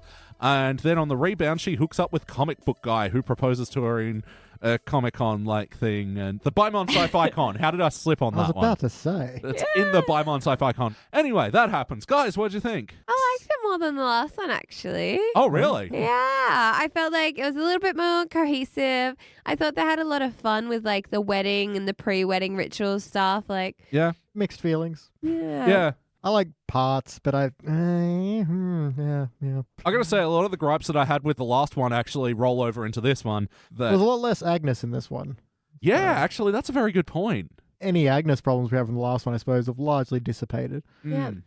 But yeah, we've got comic book guy problems as well. I feel like comic book guy is good for a one-liner. Yeah. Yeah. But you cannot hedge a plot turn on him. It doesn't tend to work. And it's so weird because this is only 3 seasons after he got with Agnes. I forgot that happened. You didn't know that happened? No, I fully forgot that. Yeah, I remember that. But then wait. Yeah? 3 seasons after. So he got with Agnes first. Yeah, in like season 12. Well, then he's all acting weird when he's like, "Ooh, she got to my car and hasn't run away." Yeah. So yeah, a little bit of inconsistency there because he has gotten fresh before. I don't know how to put it when it I comes wouldn't with... say it's fresh when it comes to Agnes. Ugh. He got some of that cake. Not that one. It's a coconut cake. That's good. All right, let's get into it. Maddie, for better or worse, what is a moment from this episode that stands out to you? I really like that Edna didn't want to settle. Yeah. I really, really like that. I'm like, yes, you go, Edna, because she has had a really dud romantic life. And, you know, I like that even though she's had all these shit experiences that she's still like, well, I'd rather be by myself than with someone who just wants to be with me because he can. Yeah. Well, especially because we're sort of seeing a continuation of shitty Skinner from the last episode in this Yeah. one. And it is really satisfying to see Edna own that moment and fucking bail on him when it was like, no, you're doing this for the wrong reasons. Yeah. How about you, BT? What's a moment from this episode that stands out to you for better or worse? I think it's going to be Marge and Homer's conflict, which kind of comes out of nowhere. Like the opening scene is Marge reading, again, another great sign gag, recipes to think about in bed. Perfect. Yeah, just a great little opener there. And it's got a weird but kind of funny joke of Homer going, I'm just replacing these batteries. We are out of A's, so I'm going to whittle down these D's. And I like these whittling down the D's, but then that's the introduction to their marriage being in crisis. Yeah. And then, like, one of the next scenes where they really talk, actually... Can I just say, for that scene, though, like, Oh, him yeah, whittling the down the animation of batteries. the lighting. Yeah, Yeah. and she turns out the light and, like, the sparks are, like, just Yeah. putting this blue Looks haze. fantastic. And Yeah. I think that's why they went for the second bite where he shuts off the lights and keeps whittling after she goes to bed. They do have a quick little line I like, which is like, I'm going to go sleep on the couch. Huh, she sure loves that couch. Yeah. Kind of just quickly implying this happens a lot. Mm. But I guess that didn't feel like a crisis moment. It was just an oddity. And to then later on have it a bit more, well, you always tell us to screw up our marriage, spice up our marriage. It's like, Yeah. is this what we were talking about? And then they do that pun as well on batteries and like, you know. Yeah, whittling around down the days like a bunch of batteries, yeah. Yeah, so it feels more like they feel like they're in a rut rather than they're actually having any kind of conflict, but it's portrayed as conflict. And Yeah. to the flip of that, I do like when Homer is feeding Skinner advice, yelling up to Edna, and Marge is feeding Edna advice, Yeah. yelling down to Skinner. I wish they'd played with that for a little bit longer. It's Yeah. kind of gets exposed a little too quickly. I do like the setup. But I feel like the conflict is a little artificial. Can we talk about that for a second? Sure. The fact that Homer calls Principal Skinner, Mm. and Principal Skinner corrects him and goes, "It's Seymour." Yeah. Really? And then the next scene, they're feeding each other lines, and Marge feeds Edna a line, and then Edna says, "Principal Skinner, it's over." And I'm like, oh my God, do they not call him Seymour ever? Oh, it's a really interesting thing. Yeah, that like once you become a principal, it's like, I don't know, being a doctor. Like you're just always that title. But I'm like, maybe they just don't know his first name. Yeah. I just always thought it was principal. Yeah. Maybe that's why he became a principal. So good. Yeah, it's sort of an interesting thing with this episode that's sort of attempting to do this parallel of marriage repairing after a conflict versus one that just falls apart before it even starts. And yeah, I do agree that it's sort of, it was just something to put Marge in a bad mood at the start. Yeah, like a bad mood, sure. But it wasn't like I can't believe you've done this kind of thing. It was just, okay, you're whittling batteries in bed. That's odd. Definitely wasn't make or break. Wasn't Yeah. like the escalation and the resolution didn't quite fit the start The point. temperament of everything Homer's else. done a lot worse. Oh, Yeah. Yeah, well, that's the other thing. I felt like they rushed the resolution as well, and that very much felt like Marge just changing on a dime as well. Like, it wasn't really satisfying. Yeah, the moment of the story that's going to stick out to me, is, of course, comic book guy's involvement in it. And I kind of like him as a rebound for Edna because, I mean, much the same reason that I actually do think it makes sense that he hooked up with Agnes. They're both sort of sarcastic and they both sort of have a cynical worldview, and it kind of makes sense that they'd have, you know, even a fleeting attraction to each other, but yeah, it just can't be ignored. They just really miffed all the comic book guy humor, and it's like, oh, she's laying in the many folds of my oversized Spider-Man shirt, and as a visual of her doing that, and it's like, Yeah. where's I the joke? get it. There's no joke, but I do actually like the visual. She looks very content there. Yeah. But yeah, he really felt like he rushed to the marriage thing. Oh, yeah. Jumping the gun a bit. Yeah. Maybe he thought he wouldn't ever get a chance as good as that. I guess. You know what they say, if you like it, should have put a ring on it.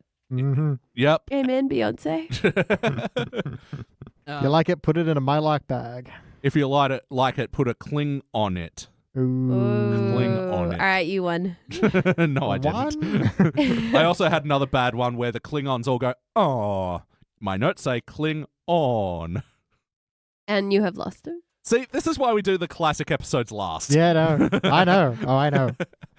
Yeah, I don't know. I just felt like it was really putting some fake escalation into the episode. Yeah. Especially with that really short-lived fight scene between Skinner and comic book guy, which I wish went 30 seconds longer, honestly. Feels like there's more you can pull out at a Biomon Sci-Fi Con fight scene than we got. Yeah, I feel like there could have just been more at the Bimon Sci-Fi Con. Yep. There's a tongue twister for you today. Bye, Mon Sci-Fi Con. Bimon Sci-Fi Con. By my Sci-Fi Con. It's kind of like a cult kind of chant, like, By my Sci-Fi Con. Oh, that's creepy. We know how chants go. Yeah, I thought the visual of Skinner arriving in what he thought was Catman outfit. oh my god, that was so good. Black Panther. When he came in, I was like, oh, he's in Black Panther outfit. And then it's the Catwoman Yeah. as well. Amazing. As if like there would ever be a Catman. Yeah. Or why isn't there a Catman? Sorry, I should I be saying. would dare say there probably is.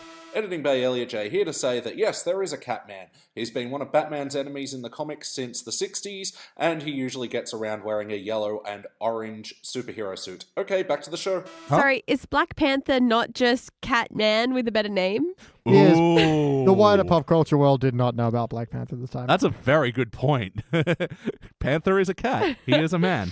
It's a big man. It's a big cat. I'm Big Cat Man. It's manly because it's not a cat, it's Panther. Man. These claws are super masculine. Yeah. Those my cat-like reflexes. Let me just drink from my purple flower to give me my special powers. God, they're hippies. Play count. How many times before tonight do you think you've seen this episode? Like twice. Yeah, thrice. Yeah, I think I've seen this a few times.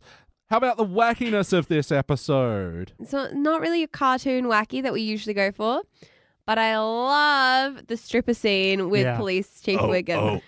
That's so wacky. Ladies, It's so I'm an good. actual cop. Hey, is that $5? Wow. Eddie Lou, how about a little I backup? do love that bit. That sells it so hard. So good. And then Wiggum at the end of it's like, I threw my back out. Yeah, you just hear him in the Old background. Duff Man's just making a sandwich. Yes. I felt like that was really good wacky. Yeah. I will say, as much as it confuses me why they're having the bachelorette party at the Simpsons house, I do like all the material around it. It's like, and this present is another set of edible panties. Now that's sexual. How about getting complaints of loud music and a strip diddly dipper and then Flanders behind the curtains glaring? Amazing. Mm-hmm. Yeah, this is one of these jokes that I love where you Yeah. have other characters interpreting other characters. So, like, yeah, you never hear Flanders say strip diddly yipper, but it's that much funnier because Wiggum's like, read it, strip a diddly dipper. But yeah, it's kind of weird that Marge and Edna do have this friendship in this episode that's... I think they just didn't have any other way to bring the Simpsons in it, and B, Yeah. we've got no real connection between Edna and any other female characters, really. Yeah. Well, I thought she and Miss Hoover would be I mean, BFFs. maybe, but I'm kind of surprised she didn't show up at all. She but even at the bachelorette not party. that I remember. Patty and Selma were there. I mean, Yeah. fucking... There's a good bit in the bachelor party where it's like, oh, fellas, I'm afraid I'm getting some cold feet, but don't tell anyone. Homer's like, guess what? He's getting cold feet. Homer, you're still talking to me. Yeah. Man, is this awkward.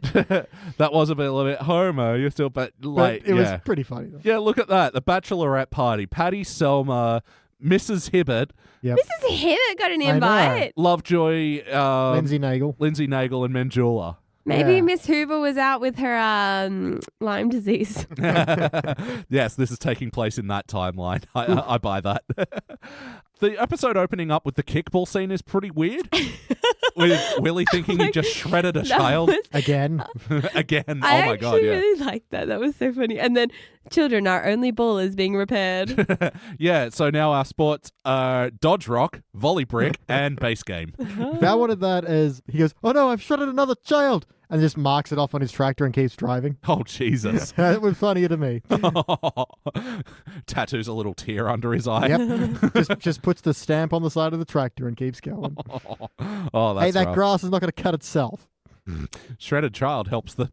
Nope. Helps the blades go around. It's and helps the fertilizing. blades of grass grow. The wacky cartoon wacky moment when they're talking about ready to take the plunge, and then Edna imagines the future with Seymour, and then Agnes is that weird, like she's a weird spider robot, and What then the hell? she's like, oh, my larval sac fell into the toilet, and then Seymour goes, quick, Edna, I'll use your purse as a scoop.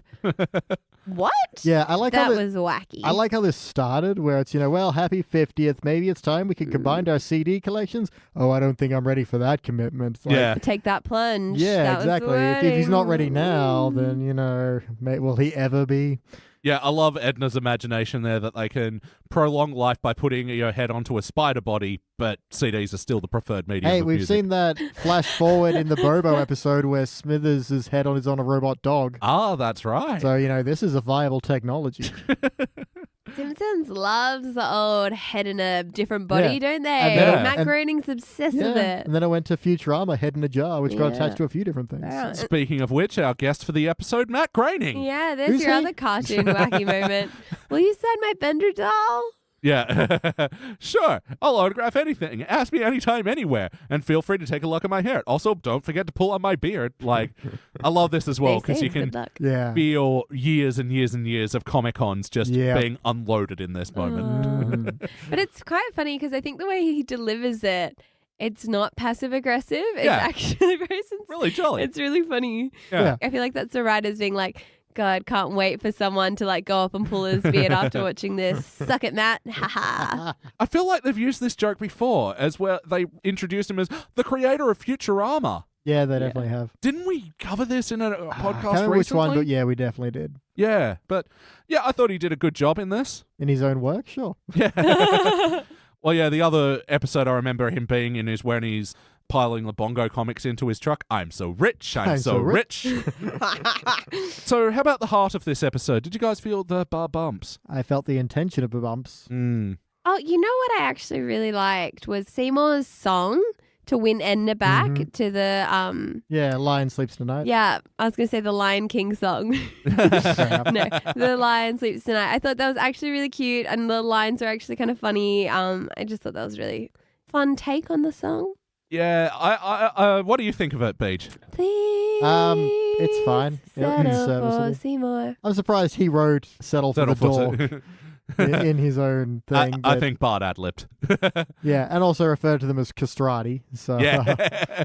that's... And for those that don't know, castrati was an old practice where they would cut the testicles off promising young singers just before they hit puberty. to keep their voice high-pitched forever. Yeah. You monsters. History is the worst place to live.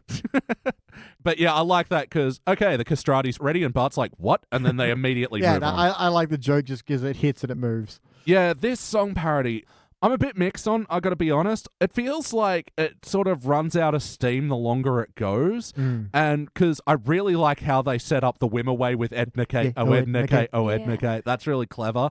But Seymour's lines, like the fact that they don't rhyme kind of irk me, where he rhymes needy with prefer. Yeah, it feels like if it was one of those obvious rhymes they were heading towards, then they veer away from it the last second to prefer. Well, that's what I like about Settle for Seymour, come back to the dork, because it feels like he's going to go come back to the door. And then he adds the Yeah. K. And yeah. Edna K. Yeah. Mm-hmm. Yeah, I don't know. Even I still like Miss Krabappel, a sad principal, but I don't know. I just feel like it falls apart No, from there. that lands very well syllabically. So, syllabically, it's perfected. Mhm. But other than that, I think the instrumentation is actually really beautiful. Oh, yeah. I think the violin work in that is just, it's enough to bring a tear to your eye. And a teacher to your door. Yeah, I acted a lot. Yeah. You don't throw a song parody at two music school graduates without I getting know. analysed. Yeah.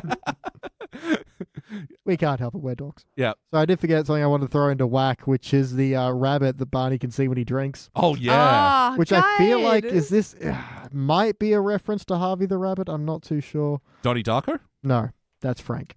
But he's got that voice. That's that famous guy for doing that voice. It's not a pretty picture, and I don't like doing it.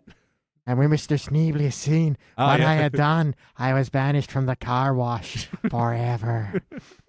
Wow, how do we, We know him through Simpsons quotes. that is nuts. I know we looked him up once to find what he was actually from. Well, but, mine was an Aladdin quote. Yeah. Yeah, I know. I got yours. And then I was like, where's that coming from? Simpsons. It's Peter Lorre. Yeah, I will say just on the heart, just to finish that thing off, look, I still feel like the problem with Skinner in this episode, much like last episode, is how entitled he is. I feel like what this episode does better, though, it feels like it's more of the point. Mm. And Yeah, that's yeah. why Edna says no eventually. Yeah, because I do like that he doesn't bail on her because he has cold feet. She bails on him because she knows he has cold feet and isn't sure. And it says, as I said at the Battle of Kaysan, I surrender. And it's like, well, that's not good enough. And she leaves with that. I really like that. And even when she gets ripped on at school, when all the kids are like, oh, the heart, I didn't think you had one. And then I like that she's like, oh, no, why should I take the plunge with someone who doesn't really want me? It's actually very empowering. Not fully developed as much as I would like it to be, but yeah, there's enough of it there. Yeah. Well, I mean, as I said at the Battle of Kaysan, the last plane out of Sydney's almost gone. Yeah. That wasn't worth it. I like you had to look up the lyrics. Is that what you're doing? Damn it, I can't see from my side. I honestly couldn't remember if it was plane or train. I thought it was Okay. last plane out of Sydney's almost gone. Come on, you know the answer because if it was a train, it would be delayed. Last train out of Sydney. Seriously, like 2 hours late. What the? Trains can be delayed. Are you kidding? Trains can very much be very late. That's my point. What? That's literally what I I was thought you saying. were saying planes. Did I? I can't even remember. Oh, both. I mean both. Everything obviously. can be delayed at any time. Yeah, but- Especially yeah. out of Sydney. Yeah. Wait, so is it plane or train? It's plain. Yeah, planes, trains, and automobiles, the Australian edition is like 5 hours long. Nah, we're still waiting for it to start. So, anything else to say about the heart of this episode? I liked when Edna's running away Yep. and Nelson's sitting in the tree with his, Yeah. canola oil ready to Yeah. throw. And then he goes, I can't do it. That dress is a Vera Wang. Yeah. And And how'd I'm she like, afford that? Damn. Mad respect that Nelson Right. appreciates bridal designer gowns. Yeah. And I feel like I liked it because it's just a little brush over Nelson's sensitive side. Yeah, which comes up every now and then. Does. This was rather darling. And I love that. Yeah. He knows his bridal grounds and he knows his huckleberries, you know? Yeah. Mhm. It's weird. Is this corn oil, canola oil? Like, And the trouble is, that was their exit line for that. for that act, it's Yeah. so Should've just weird. left it, yeah. Mm-hmm. And I really do like how Krabappel owns the situation at the end. And comic book guy as well. He was trying to be very possessive. And I just liked how she sort of goes, oh, this is nice, but, you. Yeah, I think she wasn't of course I wouldn't marry you. She's like, oh, it's been sweet, but we come from two different worlds. Yeah. It's like, I'm DC and you're Marvel. I understand totally. Another heart moment that I skimmed over that I Oh, yes. loved is when they're all dancing at Mhm. the wedding. And Homer and Lisa are dancing, and Lisa's on Yeah, Homer's feet. yeah. I thought that was such a cute little. Yeah, because Yeah. that whole scene feels like it's going for the wrong heart. Like Skinner's all broken up, but Yeah. it feels like he was on such a down note during the wedding, and that's why Edna left. That to then try and sway our sympathy to him when he's dancing by himself Yeah, just feels like it was the wrong emotional direction for what they'd already set up. yeah. Which I felt like they carried through in the scene in Act 2 as well, where, like, Nelson goes to Miss Krabappel, bros before hoes. Like, I feel like they were just doing that because that was a trendy saying at the time. Yeah, Mm. I think with that Skinner dancing by himself scene, if you had him immediately just go, "Oh my gosh, I know I had cold feet, but I never thought about losing her entirely," what if Yeah. I have him make that realization immediately? That scene would have a bit more weight to it. And I get that the kids pick on Edna because they don't get it. Yeah. And I think she then goes on to own it when Marge shows up and she explains herself. But then I think it's undermined again when Marge is like, if I can't have passion, what would I ever get married for? Marge's like, and I just wrote down stability, Marge. You want the word stability right now. Passions for teens and immigrants. What? It's so weird. Coming from Marge as well. It's such a weird line. But ultimately, did it feel like a Simpsons episode? I think a touch. I will say, the Skinnerization, I thought we were actually going to see it play out a lot harder in this episode. I don't think what we saw in this episode is the problems I have with Skinner, like, generally. I think they were actually a lot more prevalent in the last episode. But I guess the characters still feel like themselves. It's just their motivations are pretty watered down. Yeah, I think that the big problem here is you couldn't get an exit, as in if you had Seymour. Fuck. If you had Skinner immediately realize a mistake, like I said earlier, and go, I never thought about losing her, then he becomes the good guy again when he tries to get back together with her, and she becomes the bad guy for having moved on so quickly. Whereas if you have him being a bit of a jerk and she moves on because of that, she's a bit of the good guy. And I feel like they couldn't give the heart to him and keep her motivation going. No matter what, you have someone with a flat motivation. Yeah. And I felt like they were split between the two, and so they kind of half-assed. And I can understand the problem, but again, it's a problem they created. An episode where we see Skinner and Krabappel break up should have meant a lot more. She just, and I'm not saying that, she has to like wallow in self-pity or anything, but she does move on to comic book guy fairly quickly, and she sort of seems to get over the whole Skinner thing pretty quickly. Like, I don't know, from her perspective, she sort of became aware that he got cold feet on the day. Of course, but he's also attempted to make the reconciliation before she even met comic book guy. Yeah. I only realize this now thinking about the end, where he's come back and is now willing to fight for her, and he's now everything she wanted originally, but now she doesn't want him. And it's like, because he was scared once, that doesn't really feel like it fits. You only get one shot with it. I know Yeah, that. that's and right. I like the saying. And I do agree with that, but it's also like... And it's kind of odd that Agnes being such a problem in the last episode, it's not part of the reason really why they break up in this episode. Well, I think it is a little bit when she's like having that vision into the future and with Skinner, and he's like not ready to move in together or move their CDs together, I should say. And then it's like as well the element of Agnes forever being this like present spider force in their relationship. Was she in the episode before that dream? I can't remember. I don't think she was. No, she didn't really do anything before the dream, but I think like it was just that whole... It's a bit of a known quantity at this point, but still. Yeah, exactly. Well, that's exactly my problem, is how much this episode kind of relies on the known quantity. Because I think they're depending on you knowing a lot about Homer and Marge, and they're also depending on you knowing a bit about Seymour and Krabappel, which is, like, fair enough. This story is an obvious continuation from the last episode we watched, but... It's also a show that resets to zero and only expects you to understand some continuations. You need to still reestablish things within episode. Yeah, well, I mean, that's my whole problem in establishment and motivations are all kind of shot. But yes or no, would you watch this one again? Yeah, I suppose. Well, I'm not turning it off if it's on, so at that very bare minimum qualification, we'll put it in a playlist. What playlist does this belong in? I'm on Sci-Fi Con. I'm on Sci-Fi Con. Comic book guy. Yeah. Matt Groening appearance. Yeah, Matt Groening appearances, and comic book guy and his love life as well. The stripper playlist, I don't know. Duffman. Duffman. Oh, yeah. Yeah, instances of that song appearing. I just delivered some Lady Duff, and boy, is it getting hot in here. BT, what would you like to change? It's kind of tough because the conflict they've set up kind of doesn't have a right or wrong party, or it does, but they flip about halfway through, and I just don't know which direction to go emotionally. I kind of want to side with Edna more overall. I like the idea that she's just tired of this because we've always seen Skinner as being a pushover, but also I hate pushover Skinner. Yeah. So, I'm really conflicted. Find a different central conflict, maybe? Because the Skinner we've seen in this relationship so far isn't one with cold feet. He's always very certain. Yeah. I mean, think about that first episode where he's willing to take that plunge straight out. He's willing to lose his job. Yeah. No questions asked, not even flinching. And then we get this guy who's, terrified. And it's like, I don't quite buy these two people, despite being, 6 seasons apart or whatever it is. That's what happens 7 years down. Yeah, wow. become a whole new cellular person, but How about you, Maddie? What would you like to change about this episode? I actually am sad that Skinner and Edna didn't end up getting married and all that.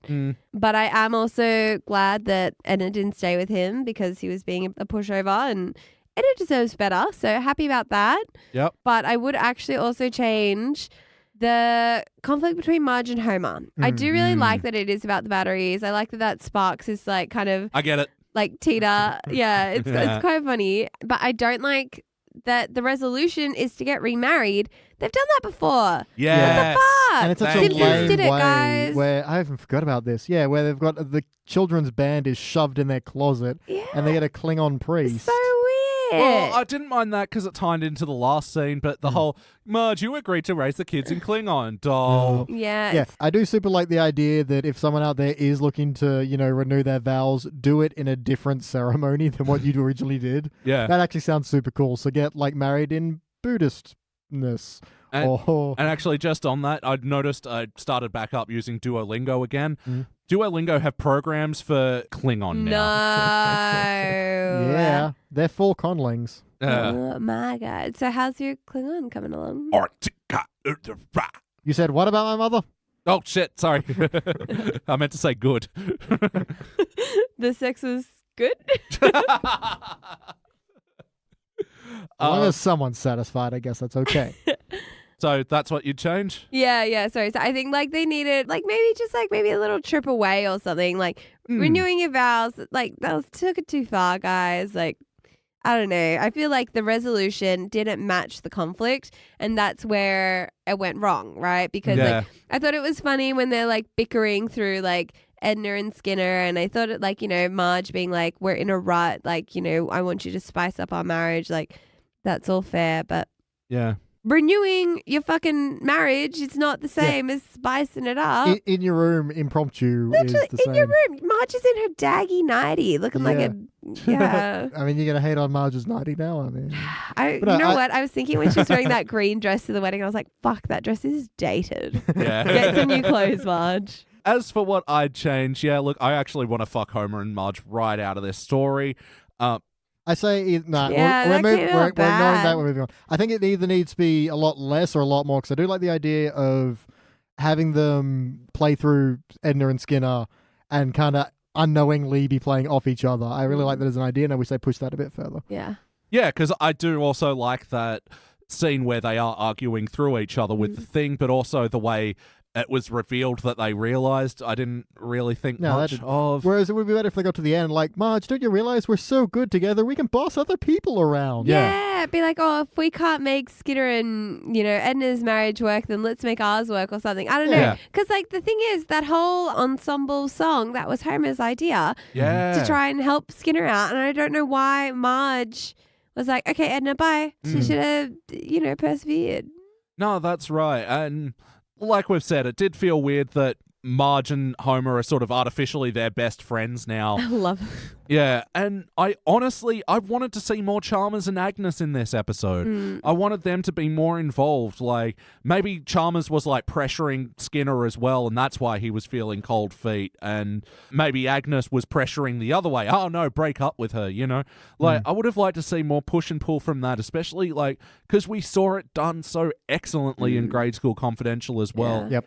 BT, do you have any other notes? A couple of good sign gags. During the wedding, there's Go Groom and Bride Pride. Oh, yeah, because they have it in the gym. I like this as well. There's a sign joke saying, no dark sold shoes, please. And it's it's funny because it's a wedding. It's a black tie event. Yep. Maddie, what are your final notes? Marge at the beginning of the bachelor party is like, oh, I'm glad I sent the kids to grandpa's. And he's showing them photos. Yes. And here's some more Germans we killed with flamethrowers. Grandpa, how do you sleep at night? They drug us. Yeah, I think that was my favorite joke in the whole thing. Yeah, we really toasted their waffles. Fucking hell. I like Carl to Principal Seymour, Principal Skinner. Yeah, Homer's kids, Principal. Yeah. And the inverse of that, Homer, Lenny, my man. I like as well when they're on the walkie-talkies and Homer goes, this is Fat Load. I'd like to request a new code name. Denied. And, sorry, comic book guys, Carl, I love your black tinted windows. Actually, they're garbage bags. Amazing.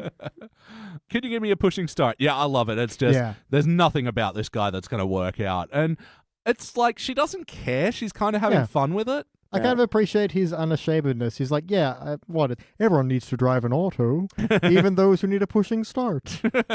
And those without windows. Yep. Just trash bags. All right, it's time for my final notes. Now it's time for his final notes. So we had an incidental trophy fish playlist between this and the last episode. Oh, yeah. Where, Bart imagines Seymour as one of those singing fish. My Barney lies over the ocean. Yeah. Also, just coming back to a wishing Chalmers was more in this episode.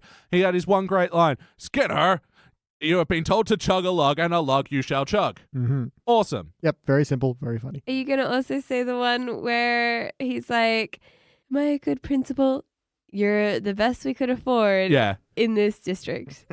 Why did I write car act up aggravate? Oh, right.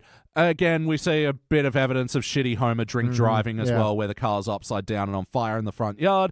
See, that's a reason for Marge to be pissed. That was it, but it's hung on so briefly, I forgot about it entirely. Yeah, it's weird. They hang on the batteries and make a big deal of it, and they don't hang on the upside-down car, obviously caused by negligent drunk driving. It's like, there's your reason to be pissed at home. Priorities, man. Yeah, I feel like that kind of is like my whole point with the resolution doesn't fit because, you know, like Homer does all these shitty things and Marge is just like, whatever. And she's like fixated on these batteries, this thing, like, okay, cool, no worries. Like, I can respect that. Pick and choose your battles, Marge. You pick this one because, you know, like, that's one you can probably win. You can't win the other ones. And then the resolution just doesn't fit. It doesn't. There was a musical moment I forgot to mention. They were playing The Two of Us. The Two of Us.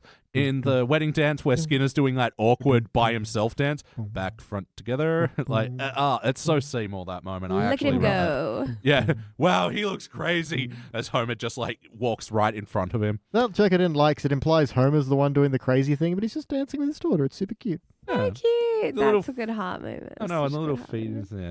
I like how they're serving shrimp mocktail.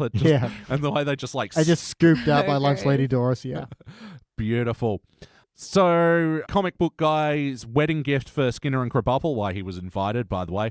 Because Maybe he it was used to of fuck Agnes. his mom. Yeah. Oh, right. He has connections with the family, right. You know Excuse how me. your family, when you get married, your parents invite some of their friends? Agnes has invited her old loves Here.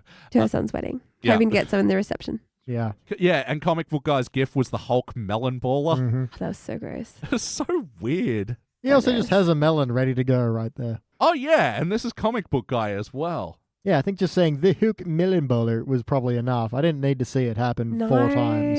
Yeah. 100%. It was one of those jokes. It was better left better said. unseen, Yep. better in the imagination. It is time to rank this thing. BT, your turn to kick it off. One Petissa Bronze. And Right on the fence of watch and not watch. Yeah, because I did say I would watch it again, but I'm not like really watching it again. I'll tune in and out. If I can find one thing I want to requote, I'll bronze it. Let me have a quick look here. Ooh, I did like that Wiggum strip bit. That was funny. Just asking Eddie and Lou for backup. And it's not enough participant. Participant? I enjoyed it enough, and it is right on the edge for me, but I just feel like there's not enough here for me to really get excited about if I see this one come on. I'll be like, oh, hey, what happens in this one? Well, okay, whatever. I think enough of it kind of irritates me now. The more I think about that motivation and the neither one fully completing in terms of having an arc, kind of irks me a little bit. So I'm on a participant, I think. Yeah, look, I'm right on the border as well. I'm just going to average up into bronze because I think it's just a comparison to other participants thing. No, that's fair. Like, I do feel a bit more for this episode, but look, not much. This is right on the border for me. Yeah, I've just fallen over into bronze. Maddie, finish it off. What do you reckon? I'm going to go with a bronzy bronze. Bronzy bronze. No. Yeah? Nice and brassy. Nice brassy bronze. You got brass in your pocket. You are special. So special. He gets it. Yeah, not many people know the title of that song. So. I thought you were going with "I've got something in my front pocket for you." More South Park Well, references tonight. Yeah, we're going to have you back for the South Park Index. Yeah. And we do need to do the Simpsons did it episode of South Park at some point. So yeah. True. So yeah, why a bronze? Like I said, I actually like this one more than the last one, which is awkward because the last one I was like, silver. So I'm really glad I changed my last one to a bronze. Yeah. I felt like it just had like a stronger storyline where it was like about the relationship, like going from getting married and then the aftermath of that. Yeah, I think there was some like funny moments in there. There weren't a lot of great jokes. I will give you guys that. I think all the good jokes were at that beginning of the episode that came from the wedding. The bachelor party. So yeah, I'm going to go with bronze. It was okay. It was good. That was all right. All right, well, this will average out into being a dull bronze, which is so fucking right. I think so. Yeah, this will be joining another episode we reviewed together called Waverly Hills 9021 Doe. Aww. Yeah. Memories. Yeah. All alone in the moonlight. Oh, and The Way We Weren't, the Homer, Marge, reminiscing the eye patch and Elvis Jagger, Abdul-Jabbar. Yep, some other episodes in the dull bronze category. In the Name of the Grandfather, when they go to Ireland. Dark Knight Court, where Mr. Burns dress up as Fruit Batman. Weird. Sky Police, which is a fucking odd episode. How do some of these get in this category? Well, Sky Police has a terrible opening, but then that's not the plot. Dark Knight Court has a really good A story, but a really boring B Are story. you just trying to justify your ratings to me now, BT? I don't have to justify anything to you. Is that reputation? Justified. How's that for a segue? Beautiful. Beautiful. We Like didn't I said- actually have any for this episode, so Yeah, I did notice that. Oh, okay then. Well, Some other dull bronzes as well. Kill the Alligator and Run, which we did with JTE. I liked a whole bunch more than everyone else. Yep. That's a rare dull bronze that actually Yeah. was ranked silver participant. Yep. And also Homer's Odyssey from season 1 as an episode I do not like. Yeah, I know.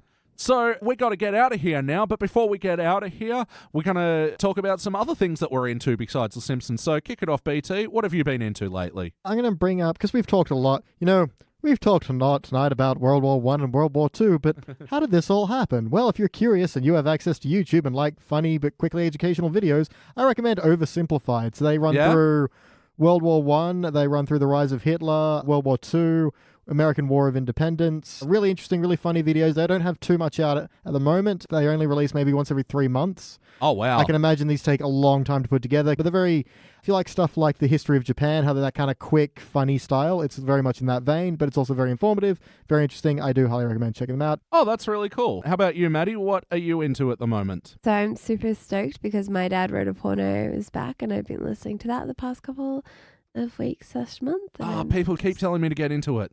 It's a good one. Are you not into it? I have not listened to a single episode of My Dad Wrote a Porno yet. What is wrong Well, see, I grew up in a house where my dad wrote porn all the time, so I don't see the big deal. The Wolfman did not write porn.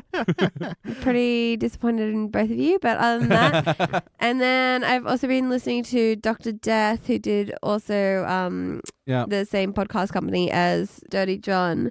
Also recommend Dirty John. That Dirty is a John fucking was excellent series. Really, really great. I loved it. Actually, it was a series that got me into podcasts. Oh, wow. Yeah. Look at that. And now Did you you're like here. S-Town as Look at well? me. I didn't love S-Town. I liked it. Didn't love it. Dirty John's still been my fave. And Yeah. then I thought this was going to be really good, Dr. Death, but I felt it was a bit like, it was okay. It was a bit meh. Sorry, Wondery. I still love you. Yeah. So I guess I'm going to mention Big Mouth Season 2. This is, I just finished it the other day. This is always a show that, like, I'm constantly rewriting as I'm watching it. Like, there's so many parts of it I'm like, oh, I wouldn't have done that. Oh, that is genius. Oh, that's disappointing. Oh, Yeah. my God, that is wonderful. Oh, fuck, why would you do that? It yo-yos so heavily. Yeah. But it's more interesting and it's more thought-provoking than I've had a show do for me in a very long time. And the thought that I keep coming back to is this is the exact show that I would have needed when I was growing up. Like, That's fair. It's animation gross out humor, but it's got so much heart to it, and they really drive home the empathy for the characters. I think the only thing that they don't really handle well is their sort of what is and isn't in the imagination of the kids as they're dealing with these hormone monsters and these shame demons and all that stuff. And the ghost of Duke Ellington. And the ghost of Duke Ellington. Fuck that character right the hell off. Despite the talent of the voice actor. I got to say, it's still very challenging television, but I think in the good way. So that's going to be my recommendation. And I think we're good, guys. That was the rise and fall of Edna Kay and Principal Seymour Skinner. Nice. Thank you for joining me in SideQuest Studios tonight. Let's get out of here. That's been Maddie Dockrill. Thank you. And that's been BT Calloway. Thank you. And I'm Elliot Jay O'Neill. That's all the mustard in the house! Thank you for listening to the Simpsons Index podcast, which is also an online spreadsheet available at thesimpsonsindex.com. You can chat to us online at facebook.com/thesimpsonsindex or at Simpsons Index on Twitter and Instagram. And now please stay tuned for the bonus scenes! There is a certain episode about a certain mother of a certain Homer Simpson that we'll be doing in this sort of format as well later on. Look forward to that. Who is it? I don't want to give too much away, but she played Smee in Hook. Gary Busey? Need more Lemsip. That's our sponsor for today. Yeah, today's episode brought by you by Lemsip.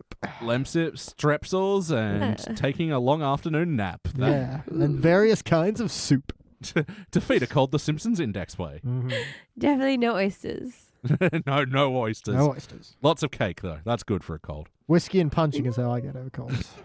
Beat it out of yourself. Okay, I was just about to ask where the punches are directed.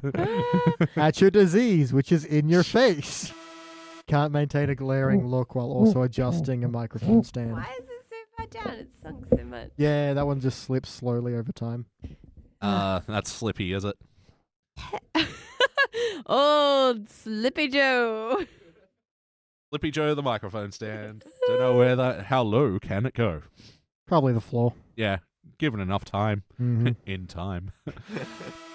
It's my cat's birthday today, by the way, guys. Ah. Just thought I'd share What's your cat's name? Casper. Noise. Yeah. Your friendly cat? Exactly. That's why I called him that. 'Cause he is a white, friendly cat. There we go. Mm. Happy birthday, Casper. And happy birthday for last week, Maddie. Oh, thanks, guys. And that- Appreciate that. Yeah, from all the Simpsons Index out there, happy birthday. Oh, wait, it's not my daddy's birthday? Wait, that didn't work as well as it did in my I head. know what you were going for. And that was all your notes? That is all my notes. Oh, way to have not enough notes to fill in the time. Oh, well, excuse. I get it.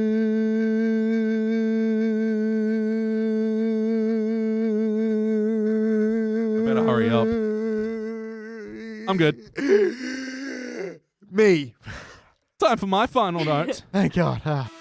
And Vera Wang, I'm wearing one of your outfits right now if you'd like to sponsor It us. looks beautiful. Thank you. I'm wearing your underwear. I'm assuming she also makes Bridal underwear. No, that's Wang Vera. Oh, God, I hate myself right now. All right. You shouldn't. That's a quality Wang joke. As you said when we were organizing this episode, the reason they failed is they didn't have a good couple name. Yeah, that's Skin right. Apple? What do we do with this? I don't know. Yeah. Skibuple. Crabbinnel? Binno? Crandall. Flanders and Edna, like, that worked because you could have Nedna. Yeah. Comic book guy and Edna, what are you going to do with that? Comic Edna. Comic book, comic apple? No. Camapple. What's his name again? Jeffrey Albertson? Yeah, actually, yeah, well done. I can never remember it. Jeffrey Albertson, that's it. Thank you. I'll see myself out. Crabapple. There it is. Crabapple. Isn't If it he's Appleson and she's Crabapple. No. Albertson. Albertson. Fuckballs. Of apple. Albertson. Well. Of apple. Just slap me with something heavy. Wah pedal. I know, that's heavy as well.